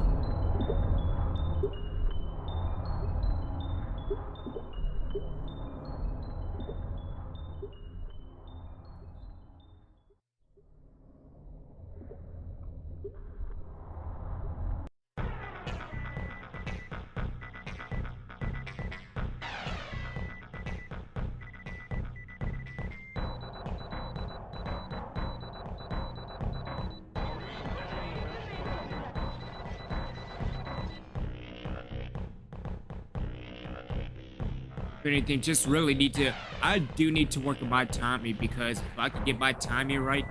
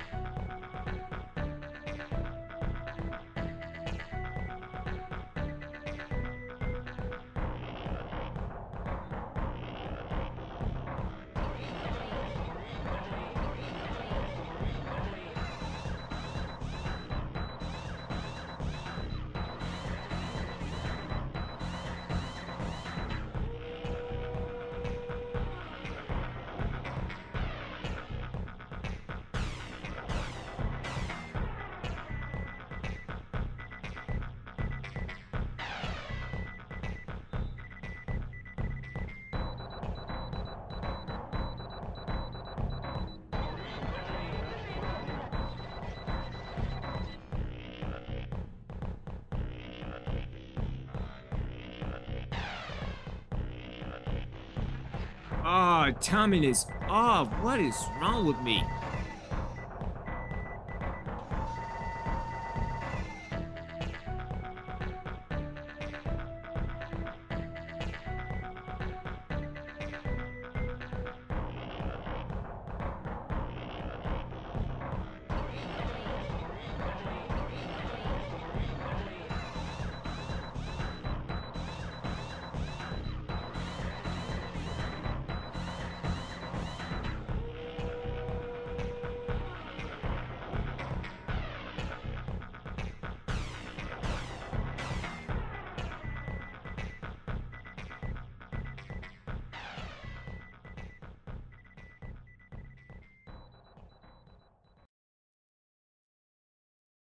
Alright, so it'll take forever for me to understand that as well.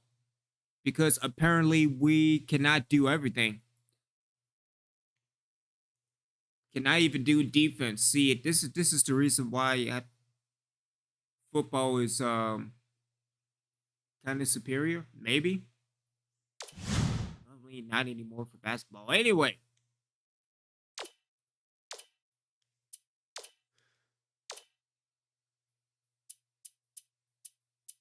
Let's head into our next matchup. Get some recruiting done.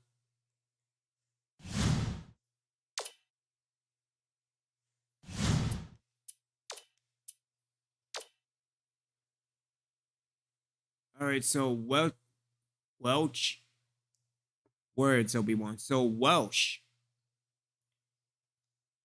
went to 88. And then Grady dropped out at the 90 to 87. So yeah, we're not doing any of that. So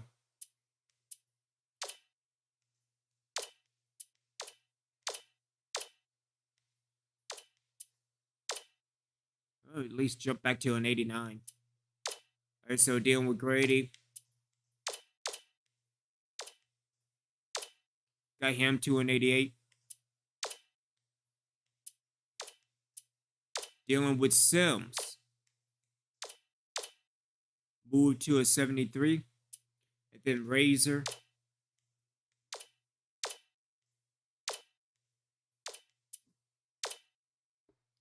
To a 71. Let's see if we could get Hoskins. 69. All right, so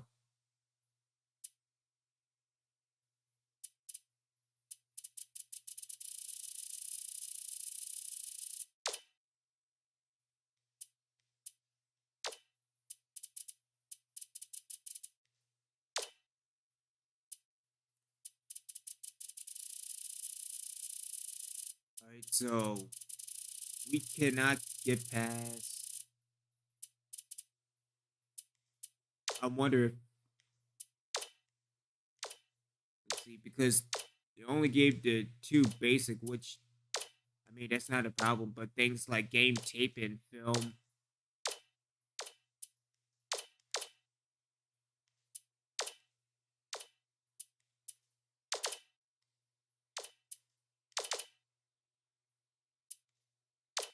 Yeah, we need to worry more about winning games, because if we can win games, then that will help tremendously.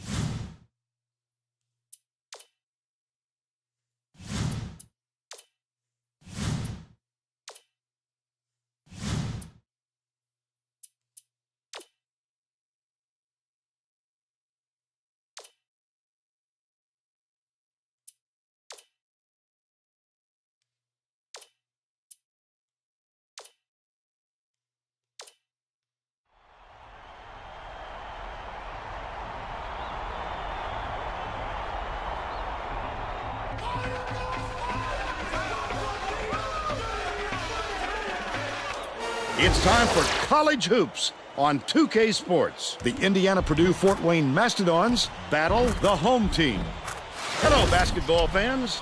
I'm Vern Lundquist with my partner, Bill Raftery, and our sideline reporter, Tracy Wolfson. Give us your take, Bill. This game features a great matchup at the point guard position.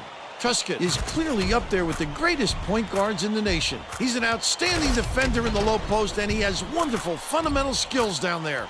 Bradford can also hold his own at the point. He is a surprisingly strong shot blocker. Opponents have to choose their shots wisely, as he will send them back. Both looking to lead their teams to a win. We'll see who succeeds.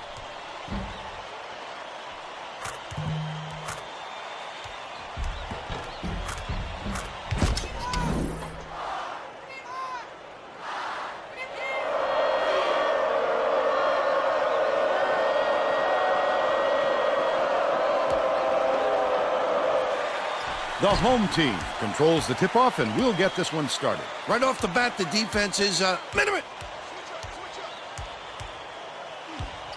Hansen gets the reach-in call, and that's his first foul. Oh, you can't come across the body like that. That is a textbook reach. Clemens inbounds the ball. Feeds it to the baseline. Crosswhite. Dishes it to the corner. Dumps it off.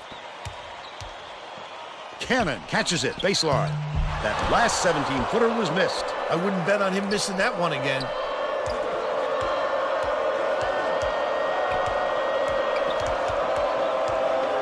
Nice little crossover. Knocks it loose, but it's recovered by IPFW. Big-time rejection. It seems like nothing can destroy this guy, but he will destroy you in a heartbeat. Errant last shot by Crosswhite. Passes high post, but it's retrieved by Surratt. Temple. Bradford passes it to the wing. Skips it to the left. Gruber throws it up. Crosswhite yanks it down inside. Crosswhite went after that rebound hard. Great work. Hands it off. Swings it to the right wing. Rises and dishes. The home team were the last ones to touch it, and they'll turn it over. Oh, that was not a good look. It wasn't about the defensive pressure either. He just fired it off target.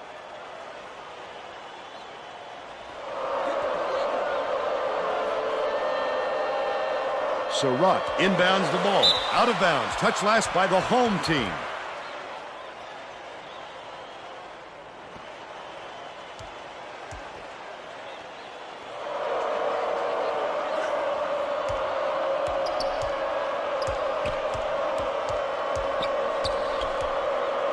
Temple catches it, left wing. Last shot was buried for 3. They were able to score first and hope the score sets the tone for the entire game. Well, Bill, let's just see what the response will be. Last tray off the mark by Truscott. Feeds down low. The lead pass sets up the flush by Hansen. They're out in front by 5. Crosswhite brings it up court. It's deflected, but it's tracked down by the home team. Got it! They're now behind by 3. Let's go to our sideline reporter, Tracy Wolfson, for an update. What do you have for us, Tracy? Guys, earlier today, I caught up with the head coach. I asked what he expected the key to this game to be, and he replied that with the athletes he has on his team, the key will be to stay aggressive and use those physical tools to their advantage. Sounds like he wants to wear the other guys out, Vern. Thank you, Tracy. Dalgarn inbounds the ball. Henson hands it off.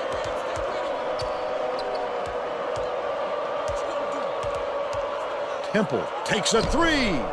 Henson keeps it alive on the offensive end. Finished nicely down low on that last shot. Nice job to convert from in close. He didn't mess around right there. Just straight up.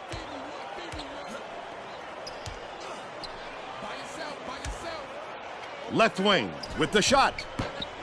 The three-point shot was offline by Bates. That was a much quicker shot than they might have liked, but it was a pretty open look, so it's tough to fault him. Bradford spiked down. Bounces it to the elbow. There's another block. Big-time rejection. It seems like nothing can destroy this guy, but he will destroy you in a heartbeat. Smalls poked away. The home team will retain possession.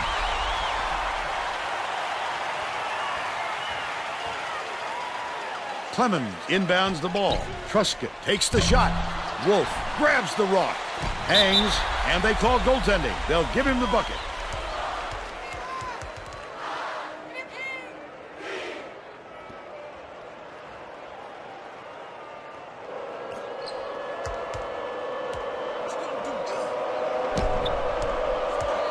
Truscott is tagged with the reach, and that's his first foul of the game. I don't agree with that call at all.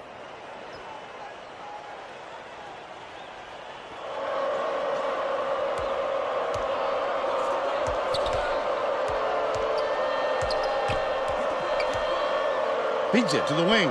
Bradford gets it outright. Uses the crossover. From deep. Smalls pulls it in. But they're still out in front by 3. Dishes to the paint. Smalls. Clemens dumps it off. Truscott dumps it down low. Hanson inbounds the ball.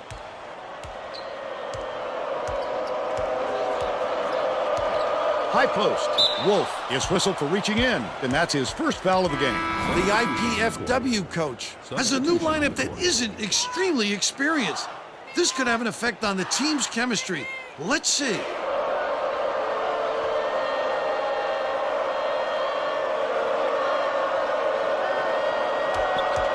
Dishes it to the right wing. The steal by the home team. 53 seconds left in the first half. Cannon, the crossover. Crosswhite.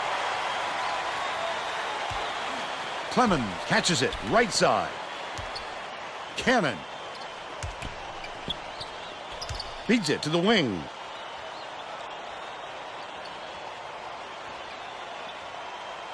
Phillips dishes to the left wing. Would have grabbed the lead, but it was missed by Smalls.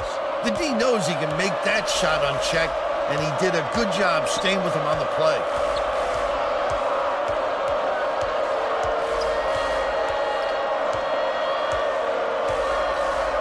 Lets it go.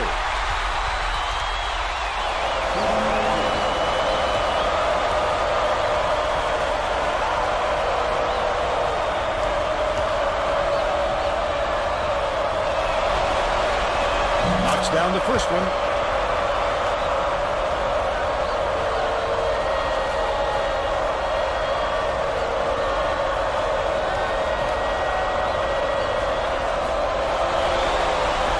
Good on number 2.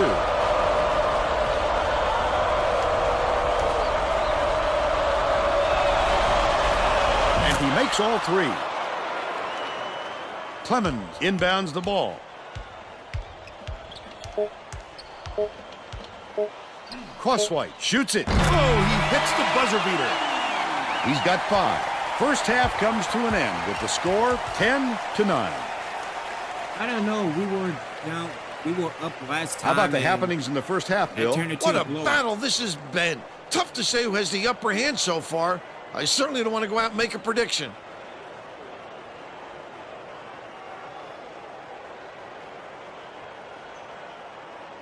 And now it's time to show you our player of the half. Bill? Temple is my pick, Vern. He's led his team in the first half with outstanding play on both ends of the floor. I don't think he's done, though. I expect more of the same from him in the second half.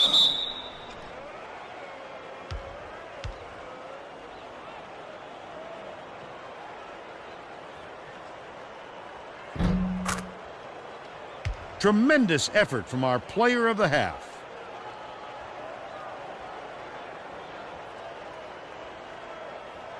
With the same, oh boy, that's a lot. Create more fast break opportunities. We don't have any. To go to offensive glass more, but we can't rebound. Our press defense is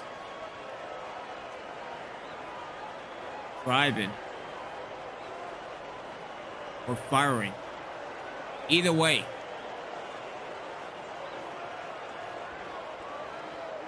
Let's set the tone down a little. Why?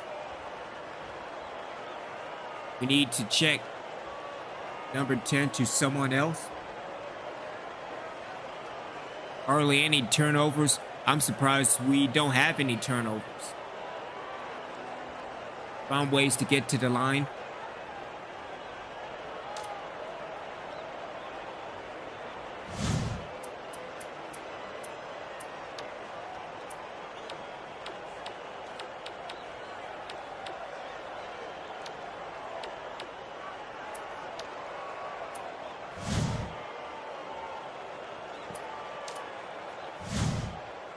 We're all set to begin the second half.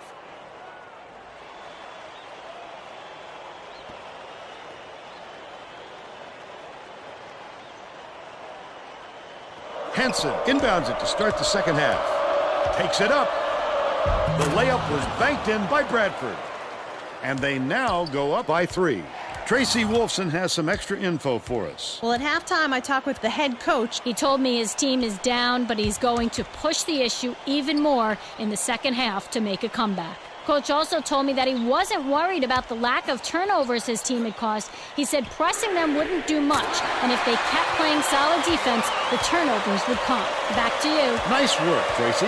You have to keep your head up and eyes open at all times playing with this guy. That's right, and you never know when or where he'll find you. Surratt has it on the strike. Pass, corner. Temple tosses it up.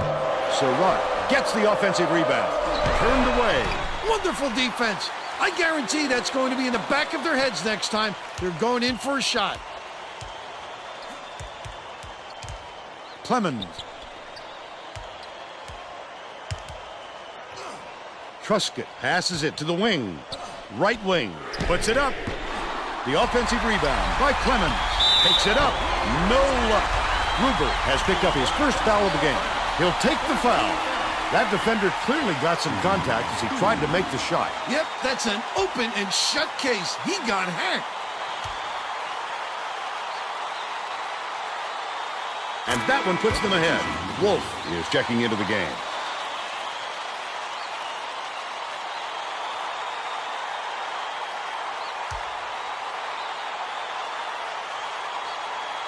And he splits the free throws.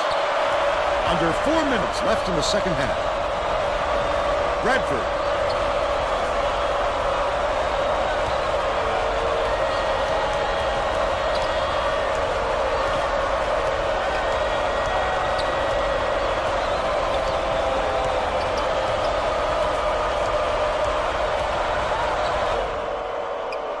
Dumps it to the paint. Temple lays it in off the glass. They now lead by 1. There's no question what kind of defense they're in, Vern. Minimum. Wolf.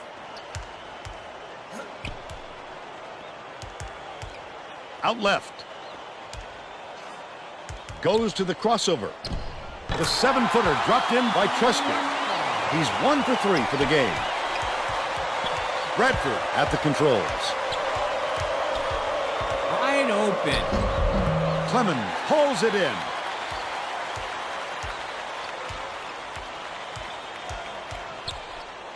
Truscott goes up. Surratt gets the board inside.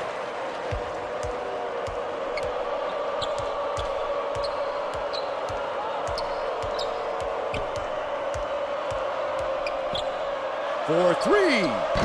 Collected inside by Crosswhite. The D caught a break there. That's his shot, and he was wide open. Truscott hands it off. Wolf shoots from 13 feet. Oh, hits Wolf. right rim and doesn't fall. They're still up by one. Gruber skips it to the right side.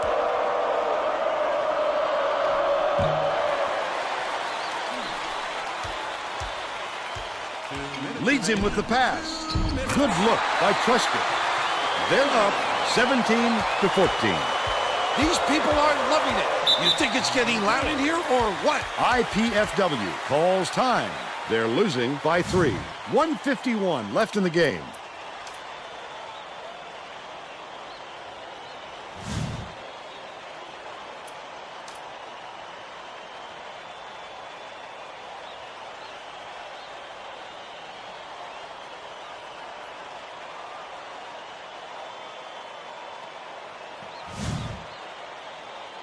Well, let's get back to the action.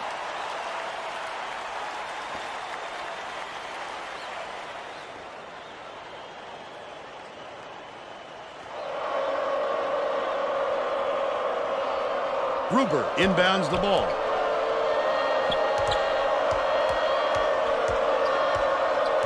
Here's the spin move. Skip pass. Baseline. Stolen by Crosswhite. It's one-on-one. Goes up. Careless play, Vern. You could see the defender just baiting him into that pass. The Mastodons call time. They're behind by 5. Okay, so 1:36 defense, left in the game. Defense. Because you're not rebounded to save your life. Getting set to inbound the ball. Doing a good job defensively.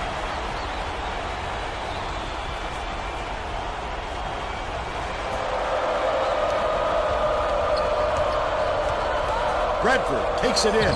Good job with the Big block. time denial. Could be a game changer. We'll see. Pulls the trigger. The wing shot was off the mark by Crosswhite.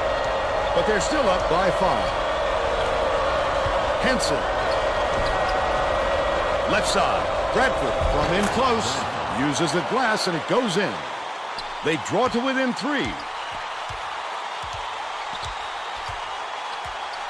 Swings it to the right wing. Wolf feeds it to the left wing. Not there on the 3 by Crosswhite. This is a crucial possession. He did a real good job to stay that close on his shooter. Just getting a hand up will bother most players enough to make them miss. Dumps it off. Feeds right side. Clemens catches it right wing.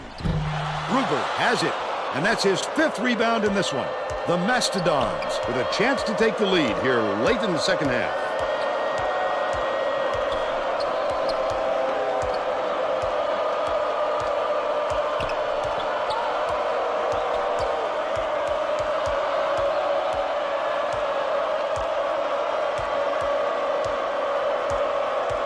Truscott gets called for the reach, and that will be his 2nd foul of the game. It takes quick hands to get the theft, and he was too slow that time. Well, let's get back to the action.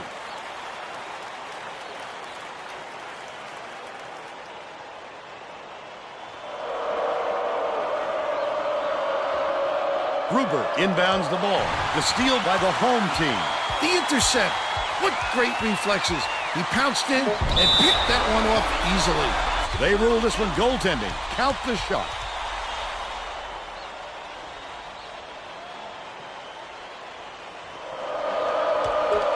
Bradford way up court. Stolen by Clemens. Surratt has picked up his 1st foul of the game.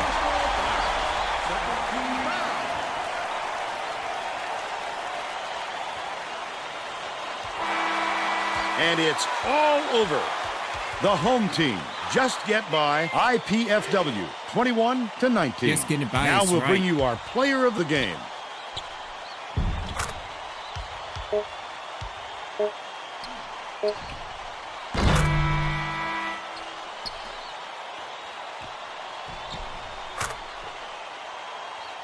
Let's quickly go to Greg Gumbel in the studio with the Pontiac game-changing performance. Hi, and welcome everyone to the 2K Sports Studios. I'm Greg Gumbel, and we're going to bring you our Pontiac game-changing performance. It took a lot of basketball before this game was decided by a clutch play in the waning moments. The home team found themselves in a real dogfight until this shot gave them the lead for good as they hung on for the narrow victory. Thank you, Greg. This is Vern Lundquist for Tracy Wolfson and Bill Raftery. We hope you enjoyed this presentation of College Hoops on 2K Sports. All right, let's see what the box score is with the new adjustments. All right, so Cross White with 8, Truscott with 6, Cannon with 2, Clemens with 1, and Wolf with 4.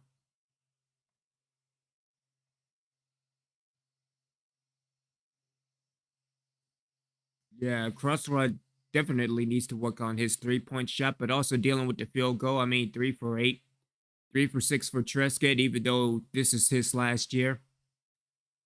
Wolf 2 for 3, so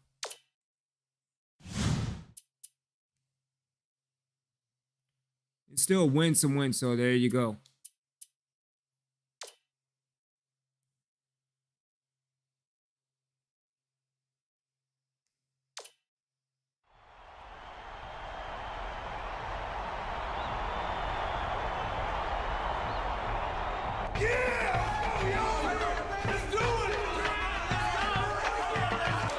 Get ready for College Hoops on 2K Sports. The Western Illinois Leathernecks battle the home team.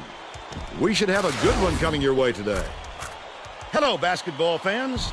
This is Vern Lundquist with Bill Raftery and Tracy Wolfson. Give us your take, Bill. I'll really be watching the matchup at the 4 spot. Clemens is one of the strongest power forwards in the country. He is really smart on the defensive end. He hardly makes any mistakes out there, no matter who he's guarding. Leggins is also a capable power forward. He's a monster on the boards. He'll bring his lunch pail and do all the dirty work down low. They're both ready to go. We'll see which of the two can lead their team to victory.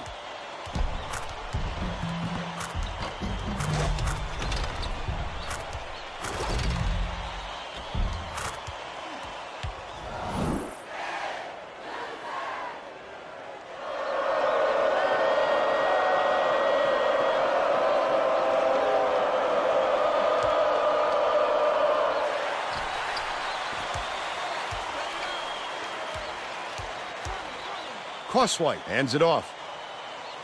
Wolf dishes to the top of the key. Bounce pass, top of the key. Cannon. Crosswhite, nice little crossover. Cannon pulls the trigger. Day pulls it in. And it's still knotted up 0.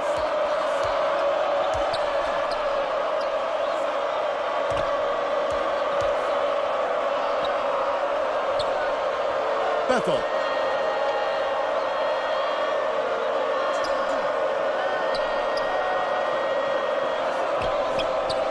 Bethel dumps it off.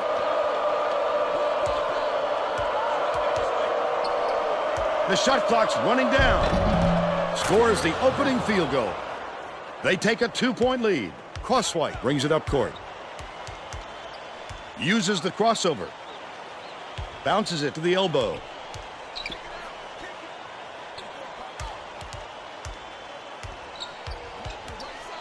Wolf takes it up, lays it right in. It's a tie ball game. Stolen by the home team. The D was really waiting for him there. That's how you do it. Keep the heat on. Wait for the misstep and then capitalize. Knocks it loose, and it's gathered up by Crosswhite. Picked him clean. Well, the game just slows down for him to the point he sees things that others don't. Throws it up. The three-pointer was no good by Cannon. And it's still all tied up 2. That last basket was buried by Pierce. Run the break and take it to the tin. Oh, do they love to get out and run. Has it left wing. Crosswhite dumps it down low. Stolen away by Ferris. Leggin goes up for the jam. Dunks it down on the breakaway. The home team takes its first time out of the game.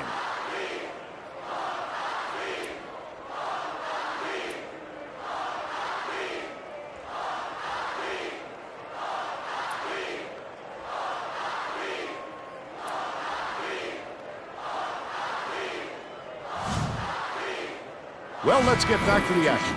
The home team are making some wholesale changes.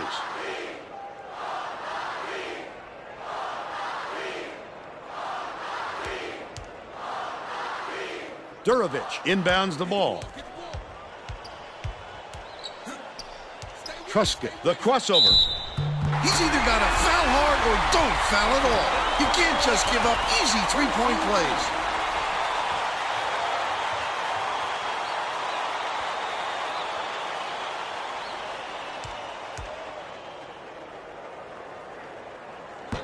Foul shot is good for a three-point play.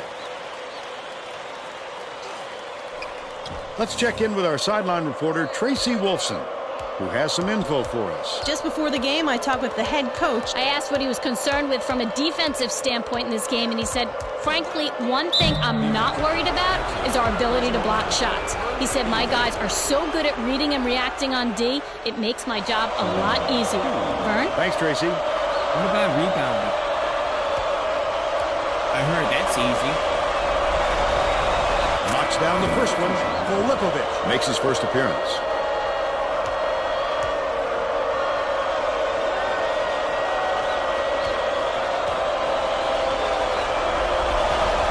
He's off on the second. Takes it up. It was nailed by Truscott. It's now all knotted up. Deflects the pass to take the lead. It drops. He's got two.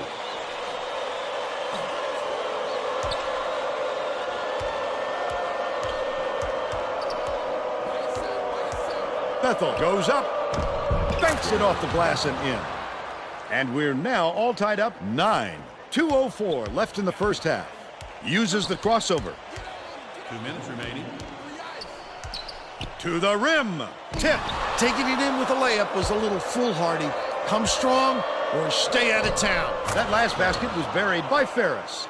Smalls inbounds the ball. Bates brings it up the floor. It looks like they're playing man-to-man. Truscott takes it up. Durovich corrals the miss. Finished nicely down low on that last shot. Just a great matchup we've got here. Neither team can score any knockout blows.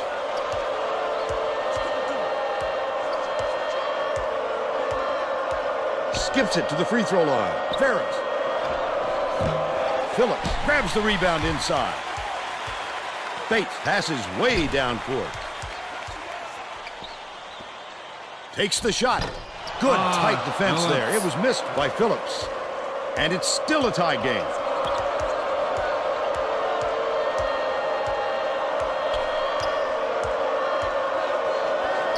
Pierce gets it right wing. That last shot netted for three. The home team call time.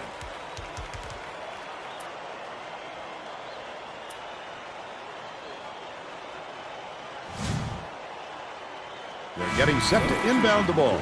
The home team are making a group substitution.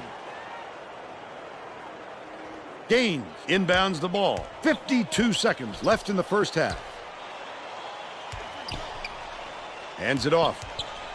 Cannon catches it in the corner. Baseline. Lobs it down low. Cannon goes up. Dave snatches the rebound. Oh, the big fella with a tough rebound. No denying him on that one.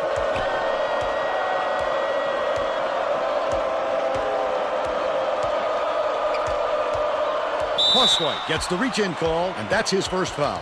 I don't agree with that call at all. The Leathernecks are going to shake things up a little bit with some subs.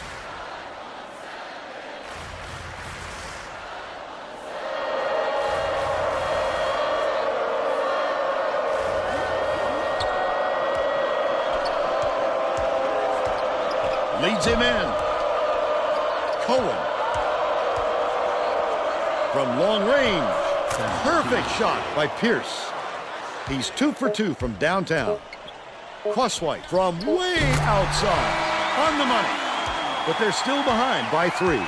We'll head into the break with the score 17-14. Give us your opinion on the first half, Bill. Vern, I love this kind of basketball. Up and down the court without taking a breath. A little bit of fireworks.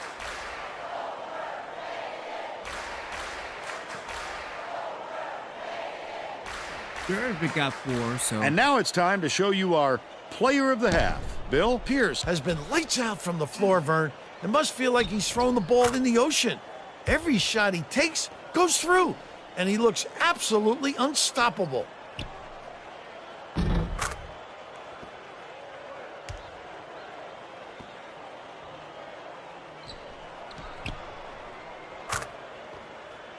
Tremendous effort from our player of the half.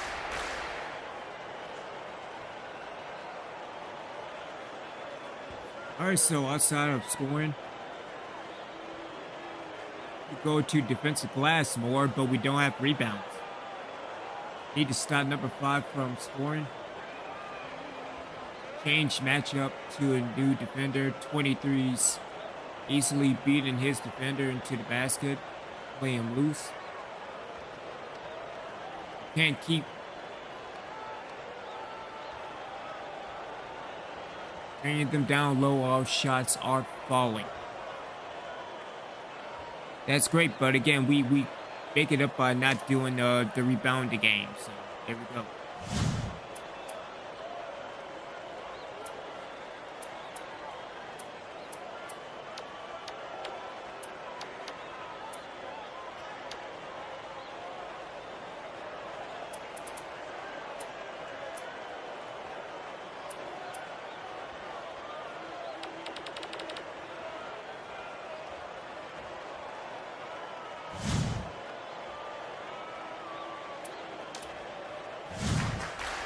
We're all set to begin the second half, so let's get back into it.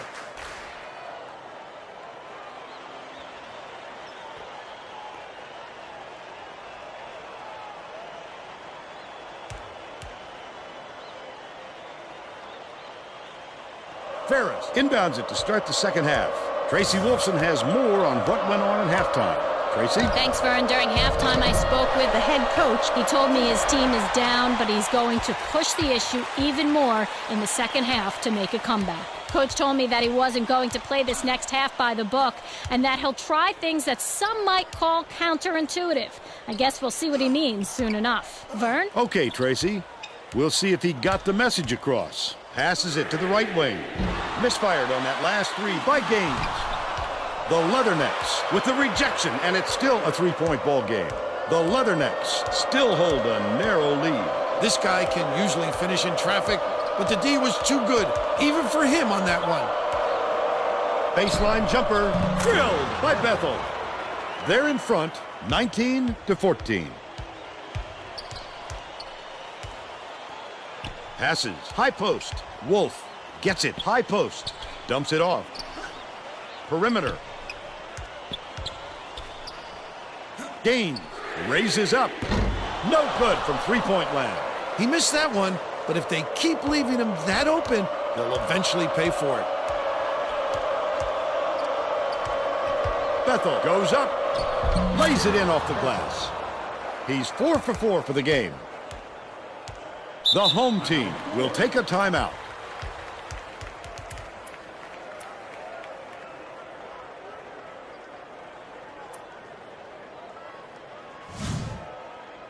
Well, it looks like they're getting set to inbound the ball.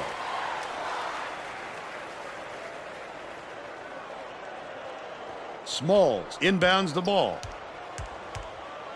Bounces it inside.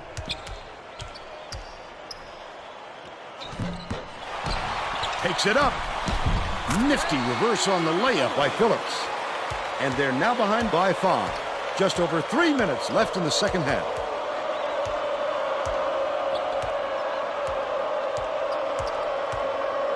Pierce catches it left side. Ferris from about 19 feet. It falls short. They're still up by 5.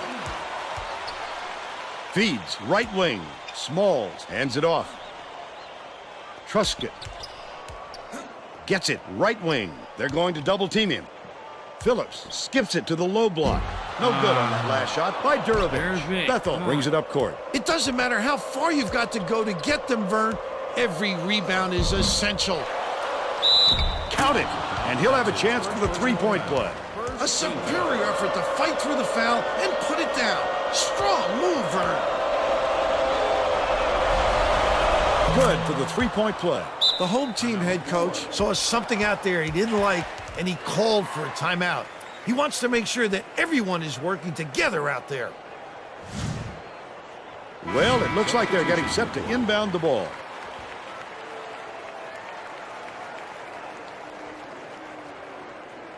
Gaines inbounds the ball. They're set up in man-to-man. Crosswhite with the crossover. Bethel with nice D on that shot. The Leathernecks should slow it down and use some clock. He must have thought someone was rotating over to block that. You can't lose concentration even for a second. Dumps it to the paint. Pierce fires the three. Connects. He's shooting 100% for the game.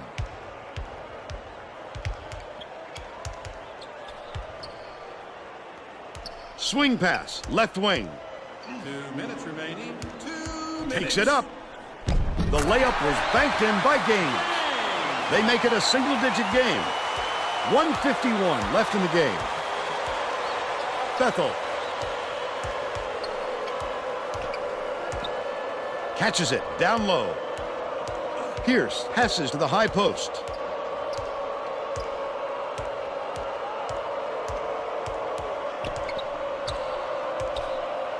Outright. It's off the mark by Leggins. But they still lead by 9. Crosswhite from deep. Bethel grabs the rock. It's a good idea to milk that clock and burn as much time as possible to protect that lead. Dishes it to the inside. Wide open in the Good inside. look by Ferris. By 11. Gaines inbounds the ball. Truscott passes it up court. Usually a gimme for him is missed by Wolf. They've got to learn to be patient on offense. Good shots will come if you don't rush them. Bold pass.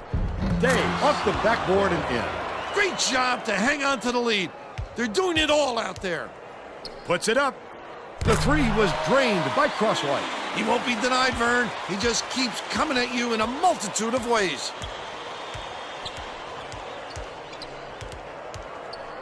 Bethel hangs. He gets hammered. He'll head to the strike.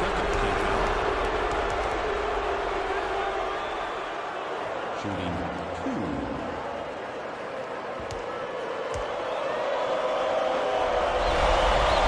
And he makes the first. Phillips didn't sit for long, and he's coming back into the ball game.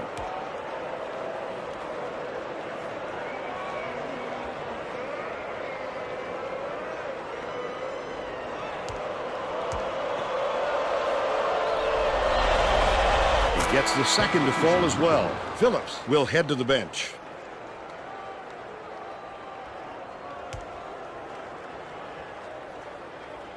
Cannon inbounds the ball. 1 second differential between the shot clock and the game clock.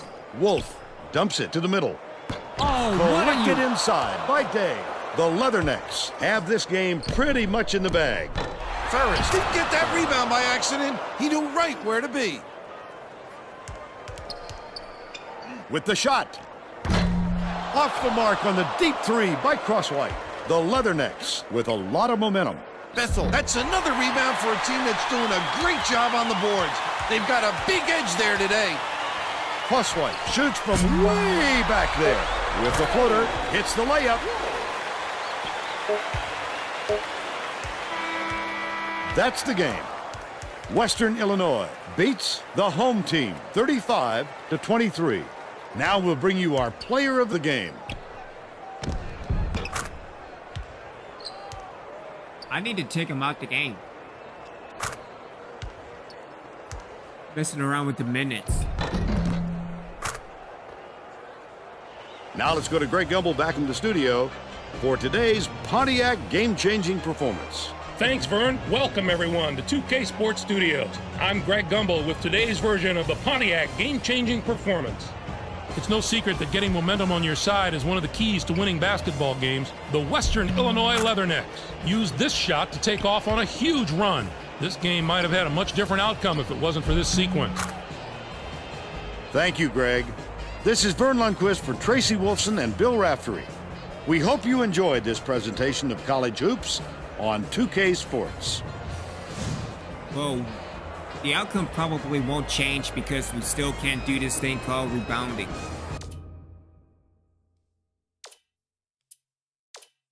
Alright, so Cross White with 6, Trescott with 5, Wolf with 4, then Gaines with 2, Phillips with 2. Phillips needs to be out. And Dervick with 4, so.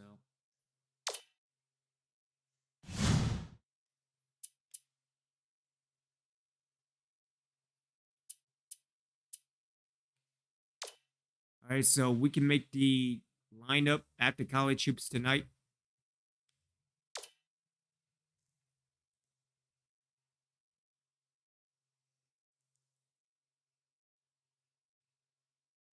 Hi, everyone. I'm Greg Gumbel at the anchor desk with my partner, Clark Kellogg. Coming up on College Hoops Tonight, we'll preview some of the biggest games coming up this week in the NCAA, as well as show you the best action from around the nation. But we begin with a special player who was an easy choice as our player of the week in college basketball. Floyd is this week's pick, and I wouldn't be surprised if he didn't show up here again.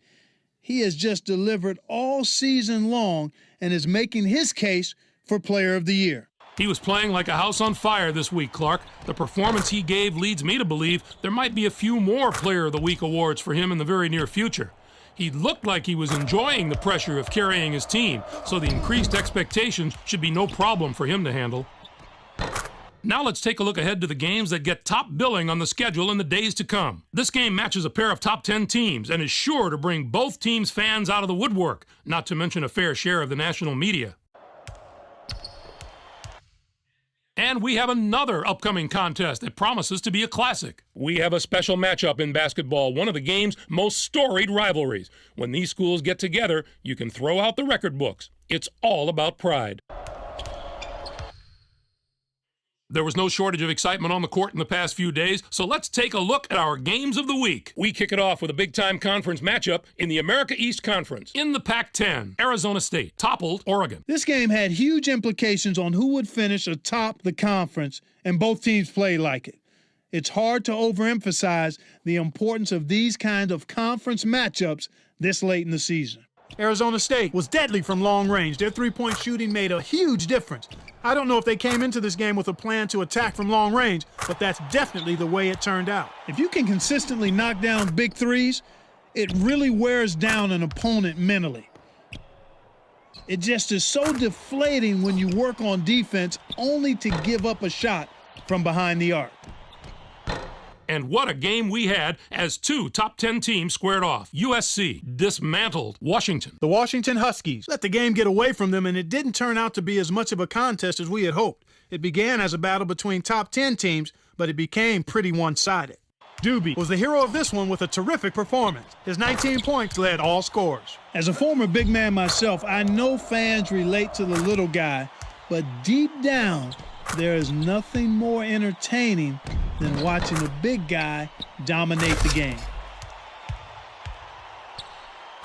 That's our show, everyone. For all of us here at the 2K Sports Studios, thank you for watching. We'll see you next week on College Hoops Tonight, brought to you by State Farm, the #1 auto insurer.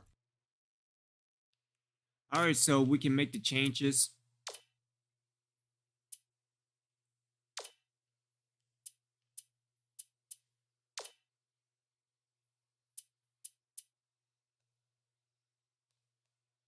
All right, let's tick Clemens down.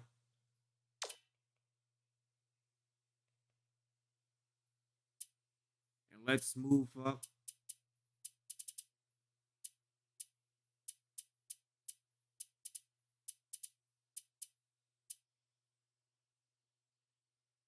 I don't know about Works.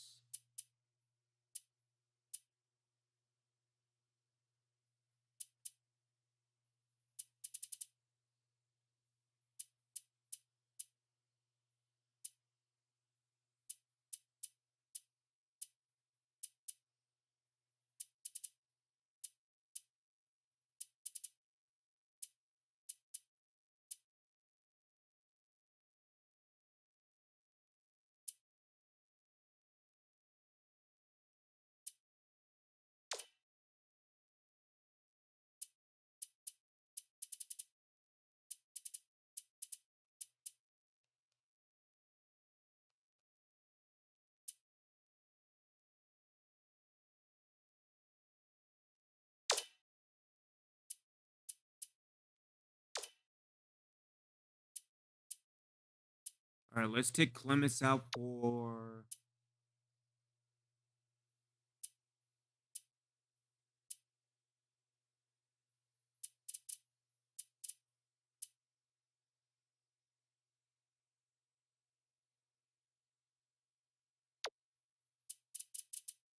Smalls. I mean, we have to try something because even though we are still over 500, we are not getting the job done in conference play. So,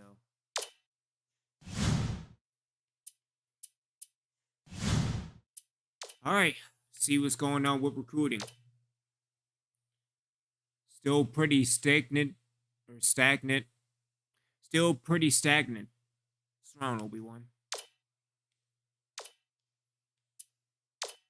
I got to a 91. All right, dealing with Grady.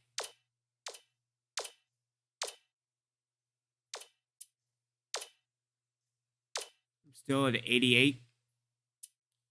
Dealing with Sims.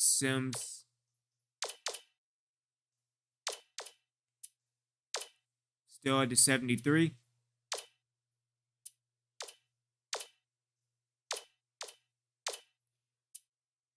$72 for Razor. Hoskins.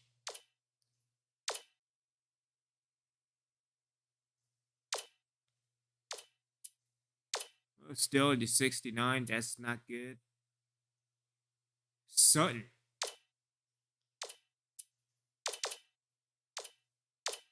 Still at the 69.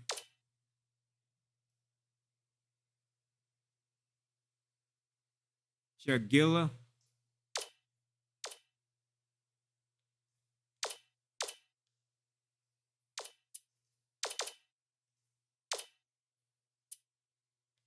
And still nothing yet, so we will probably get at least one recruit.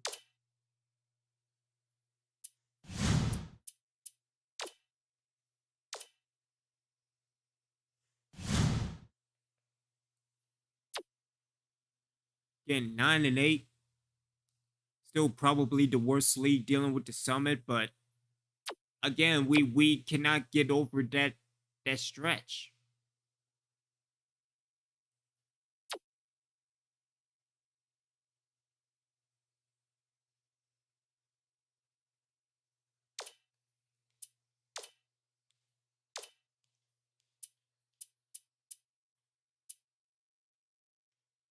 Missouri, Kansas City again. Smalls is unhappy.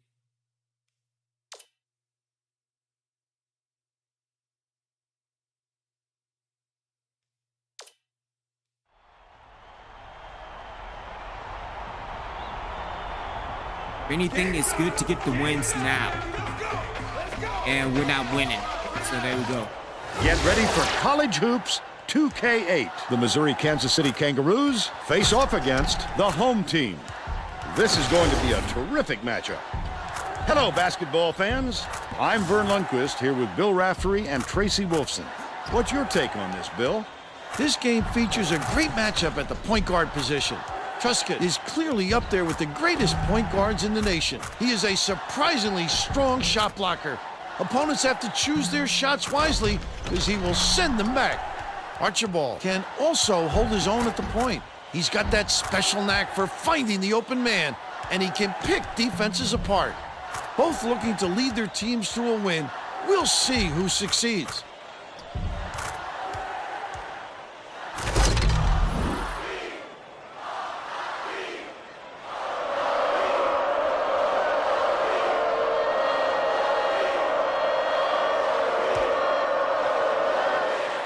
The home team controls the tip-off, and we'll get this one started. The crossover. Wolf hands it off. Scores the opening field goal. He's got two.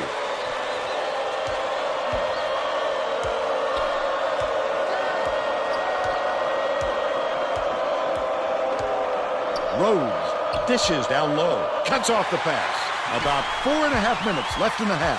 The D was really waiting for him there. That's how you do it. Keep the heat on. Wait for the misstep and then capitalize. First team foul. Shooting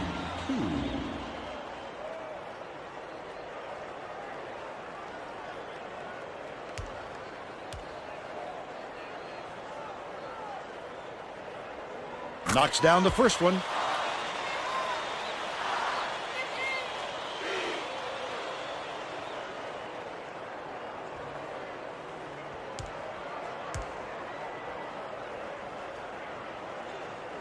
He gets them both. Rickard inbounds the ball. Let's check in with our sideline reporter, Tracy Wolfson, who has some info for us. Well, just before the game, I talked to the head coach. He told me that the speed of the team on the other end of the court is a huge concern. He said we have no excuses tonight. They have such great team speed that if we don't hustle back on defense on every trip, they'll be shooting layups on us all game. Thank you, Tracy. It looks like they're ready to pick up the pace, Vern. They got right into the offense on that trip. Mulligan way up court. The Kangaroos were the last ones to touch it, and they'll turn it over. These guys are having trouble with fundamental team play, Vern. As that turnover shows you, they don't have much in the way of chemistry at the moment. Under 4 minutes left in the half. Crosswhite, nice little crossover. Wolf catches it on the elbow. Passes, left wing. Cannon, got it! They're now up by 8. The Missouri Kansas City coach wants to talk it over with his troops. Hey, if you got the timeouts, you might as well use them. You can't take them to the bank with you.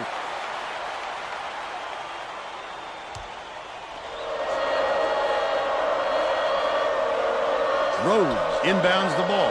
Mulligan dumps it off. Puts it up. Can't return the favor with his own 3.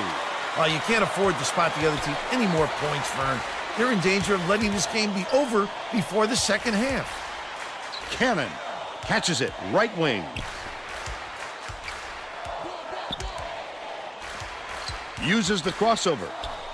Throws it up. Couldn't make it a double-digit lead on the miss by Crosswhite. They've still got an 8-point lead. Archibald feeds it to the right block. Led him nicely with the pass, and the shot was drained by Rickard. The home team will bring in some players from off the bench. Truscott brings it up the floor. Goes to the crossover. Right side. Phillips tosses it up. Clemens grabs the rebound inside. Hammered in on that last dunk. That was a thundering finish. Why do they let them gain that kind of position? Passes to the stripe. Rhodes shoots the turnaround. Rhodes scoops it up. Comes up empty down low. The home team can push their lead to double digits. Clemens hands it off. Smalls. Truscott dishes it to the left. The spin move.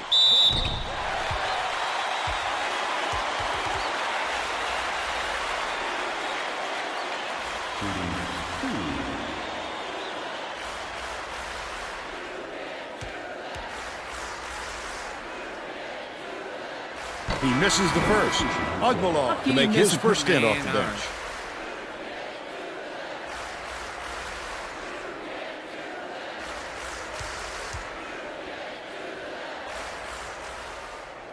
Good on number 2. Rickard inbounds the ball.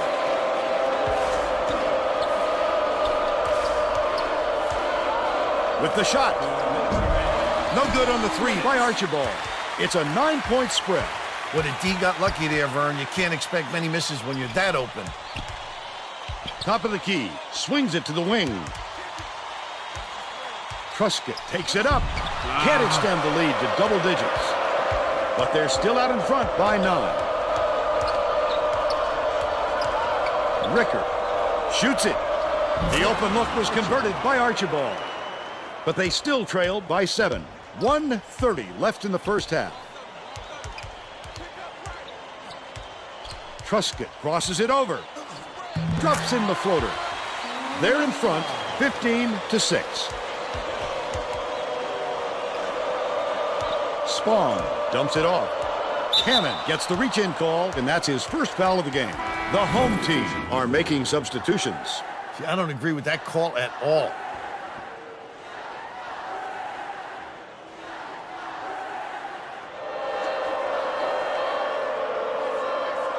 Spong inbounds the ball. Nice pass. Crosswhite at the controls. Wook was open up the inside like Smalls that. catches it down low. The last bucket down low was dropped in. Wonderful feed, just like you draw it up. Archibald.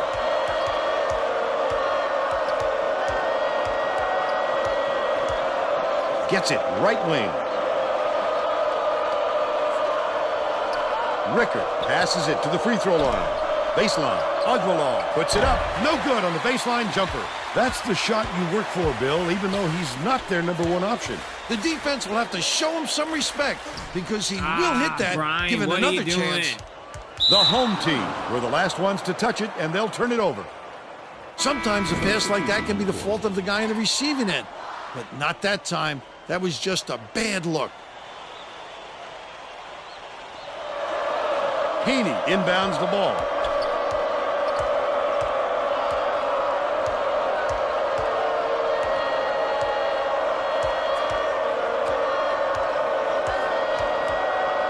Rhodes unloads.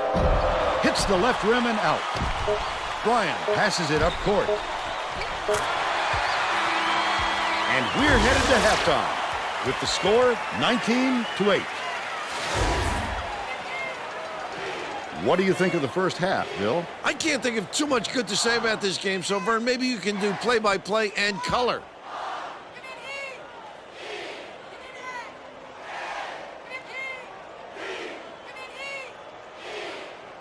And now it's time to show you our player of the half. Bill? Smalls has been lights out from the floor, Vern. It must feel like he's throwing the ball in the ocean.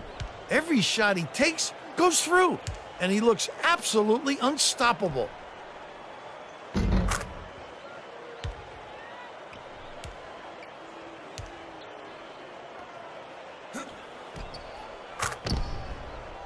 Tremendous effort from our player of the half.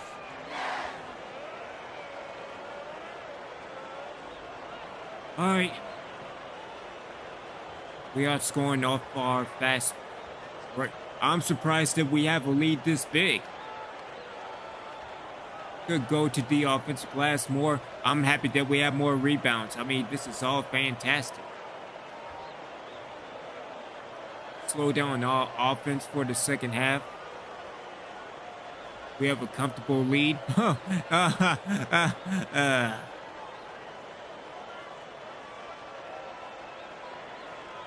Where is it? Darkness! No, that's not it.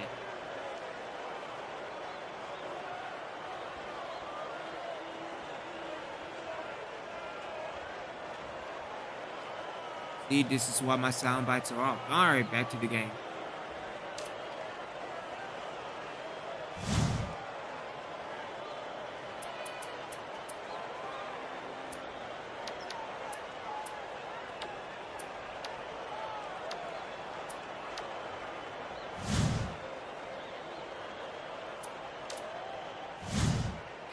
We're all set to begin the second half.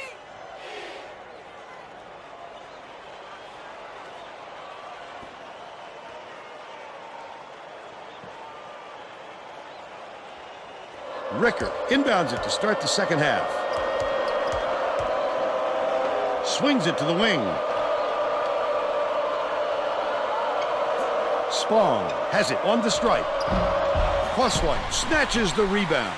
Let's check in with Tracy Wolfson. Thanks, Vern. During halftime, I spoke with The head coach. He felt it wouldn't be classy to run up the score and was going to change things in a way to make sure that doesn't happen. Coach told me that he wasn't going to play this next half by the book and that he'll try things that some might call counterintuitive. I guess we'll see what he means soon enough. Back to you guys. Thank you, Tracy. That last basket was buried by Truscott. He knows the court and he knows how to get by you. Just a superb all-round player. Physical talent and talent for the X's and O's. Rickard.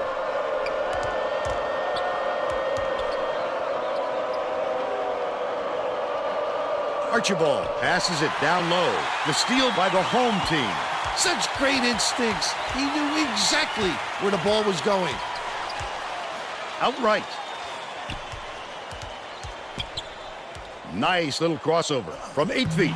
Pulled in by Spawn. Under 4 minutes left in the second half. He tried to sneak it in over the trees and just missed. That's when you want to play inside out. Locate the open man on the perimeter. They're going to run some clock here with this lead. They want to use all of those 35 seconds if they can. Smalls. Crosswhite for 3. Gets it to go. 7 points, and he leads all in scoring. Missouri, Kansas City is really struggling. The Kangaroos call time.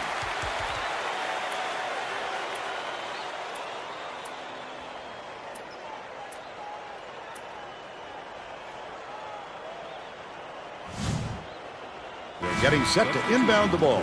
The home team are going to make some substitutions.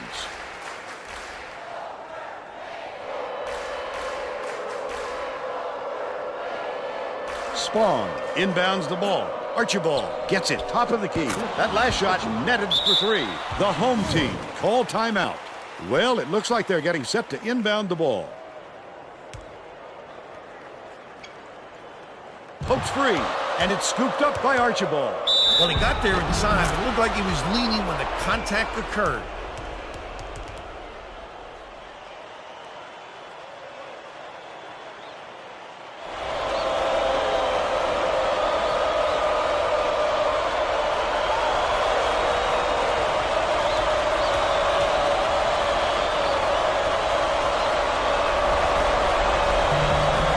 On the free throw for the three-point play.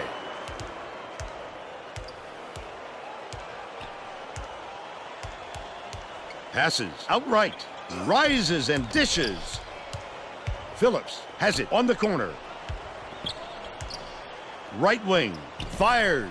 The three-pointer knocked down by Cannon. He's 2 for 2 from three-point range. Mulligan brings it up court.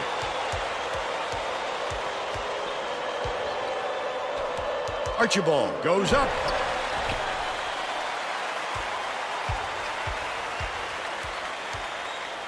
Bounces it far side. Stolen by Missouri, Kansas City. 2:25 left in the game. I'd love to see that. He was lurking around, then pounced. Such a thief firm. Crosswhite, the crossover. Gently drops it in. By 13. Spawn inbounds the ball. Missouri, Kansas City is really struggling. Archibald spins. Superb rejection. His eyes lit up when he saw that shot go up. I love when guys get that excited about defense. That last shot good by Crosswhite.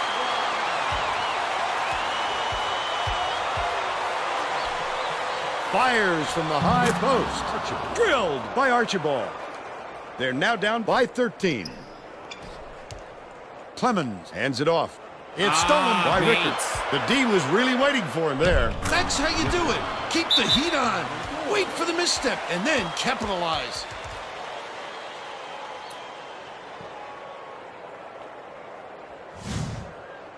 They're getting set to inbound the ball. The home team are making some wholesale changes.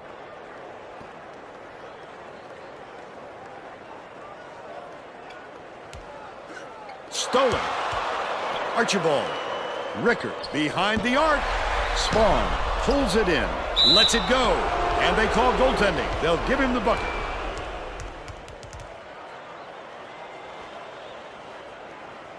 Bryan inbounds the ball. Bates dumps it off. Wolf, his first shot. Mulligan hauls in the board. Pulling down the rebound. Off the deck. Dishes to the wing. Shoots from the corner. Sunk by Mulligan. The home team will take a timeout. They're up by 7. 59 seconds left in the game. Well, let's get back to the action. The home team will make some mass substitutions here.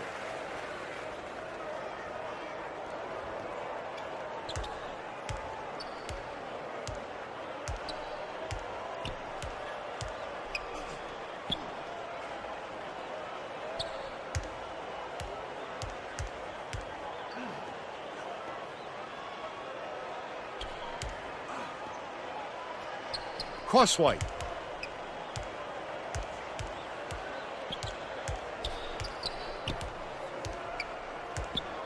Catches it, left wing. Only a few seconds left in the shot clock. The Kangaroos call time. They're down by 10. 29 seconds left in the game.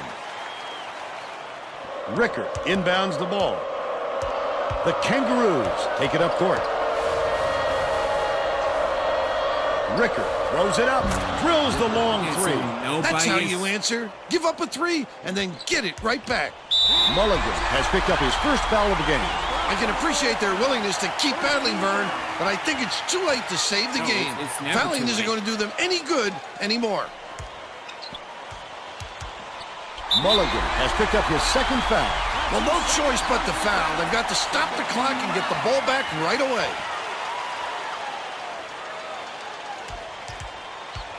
Archibald has picked up his first foul of the game. I think it's a little too late for this, Vern. They're just prolonging the agony by fouling because this game's out of reach. What a pass. The Kangaroos call timeout. They're losing by 9. 11 seconds left in the game. Spong inbounds the ball. Rickard from deep. He rips down the rebound. Crosswhite from deep. No luck. That's the end of the game. We should have bring this The team home team every game. knocks off the Kangaroos 36-27. And now it's time to show you our player of the game.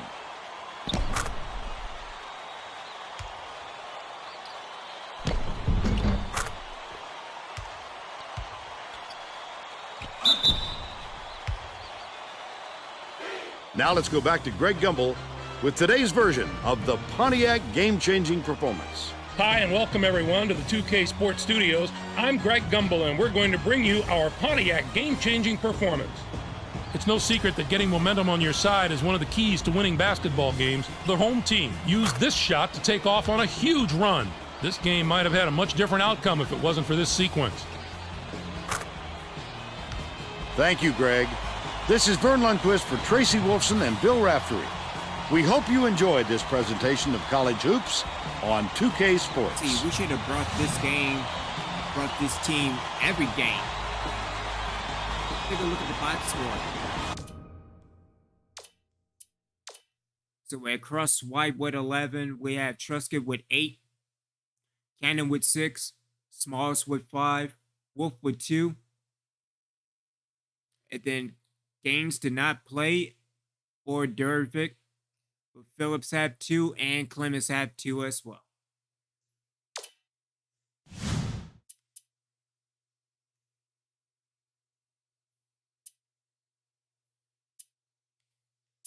And we will end it on facing Oakland. When we come back, continuing year 3 of Reapers basketball. As we go through the remaining schedule, Oakland, and then we got Oral Roberts again, North Dakota State, and then South Dakota, or my bad, South Utah, followed by South Dakota State. And then we have IPFW, and finish the season with the Cougars. So if anything, we will probably finish the remaining games. Let me see. So we could do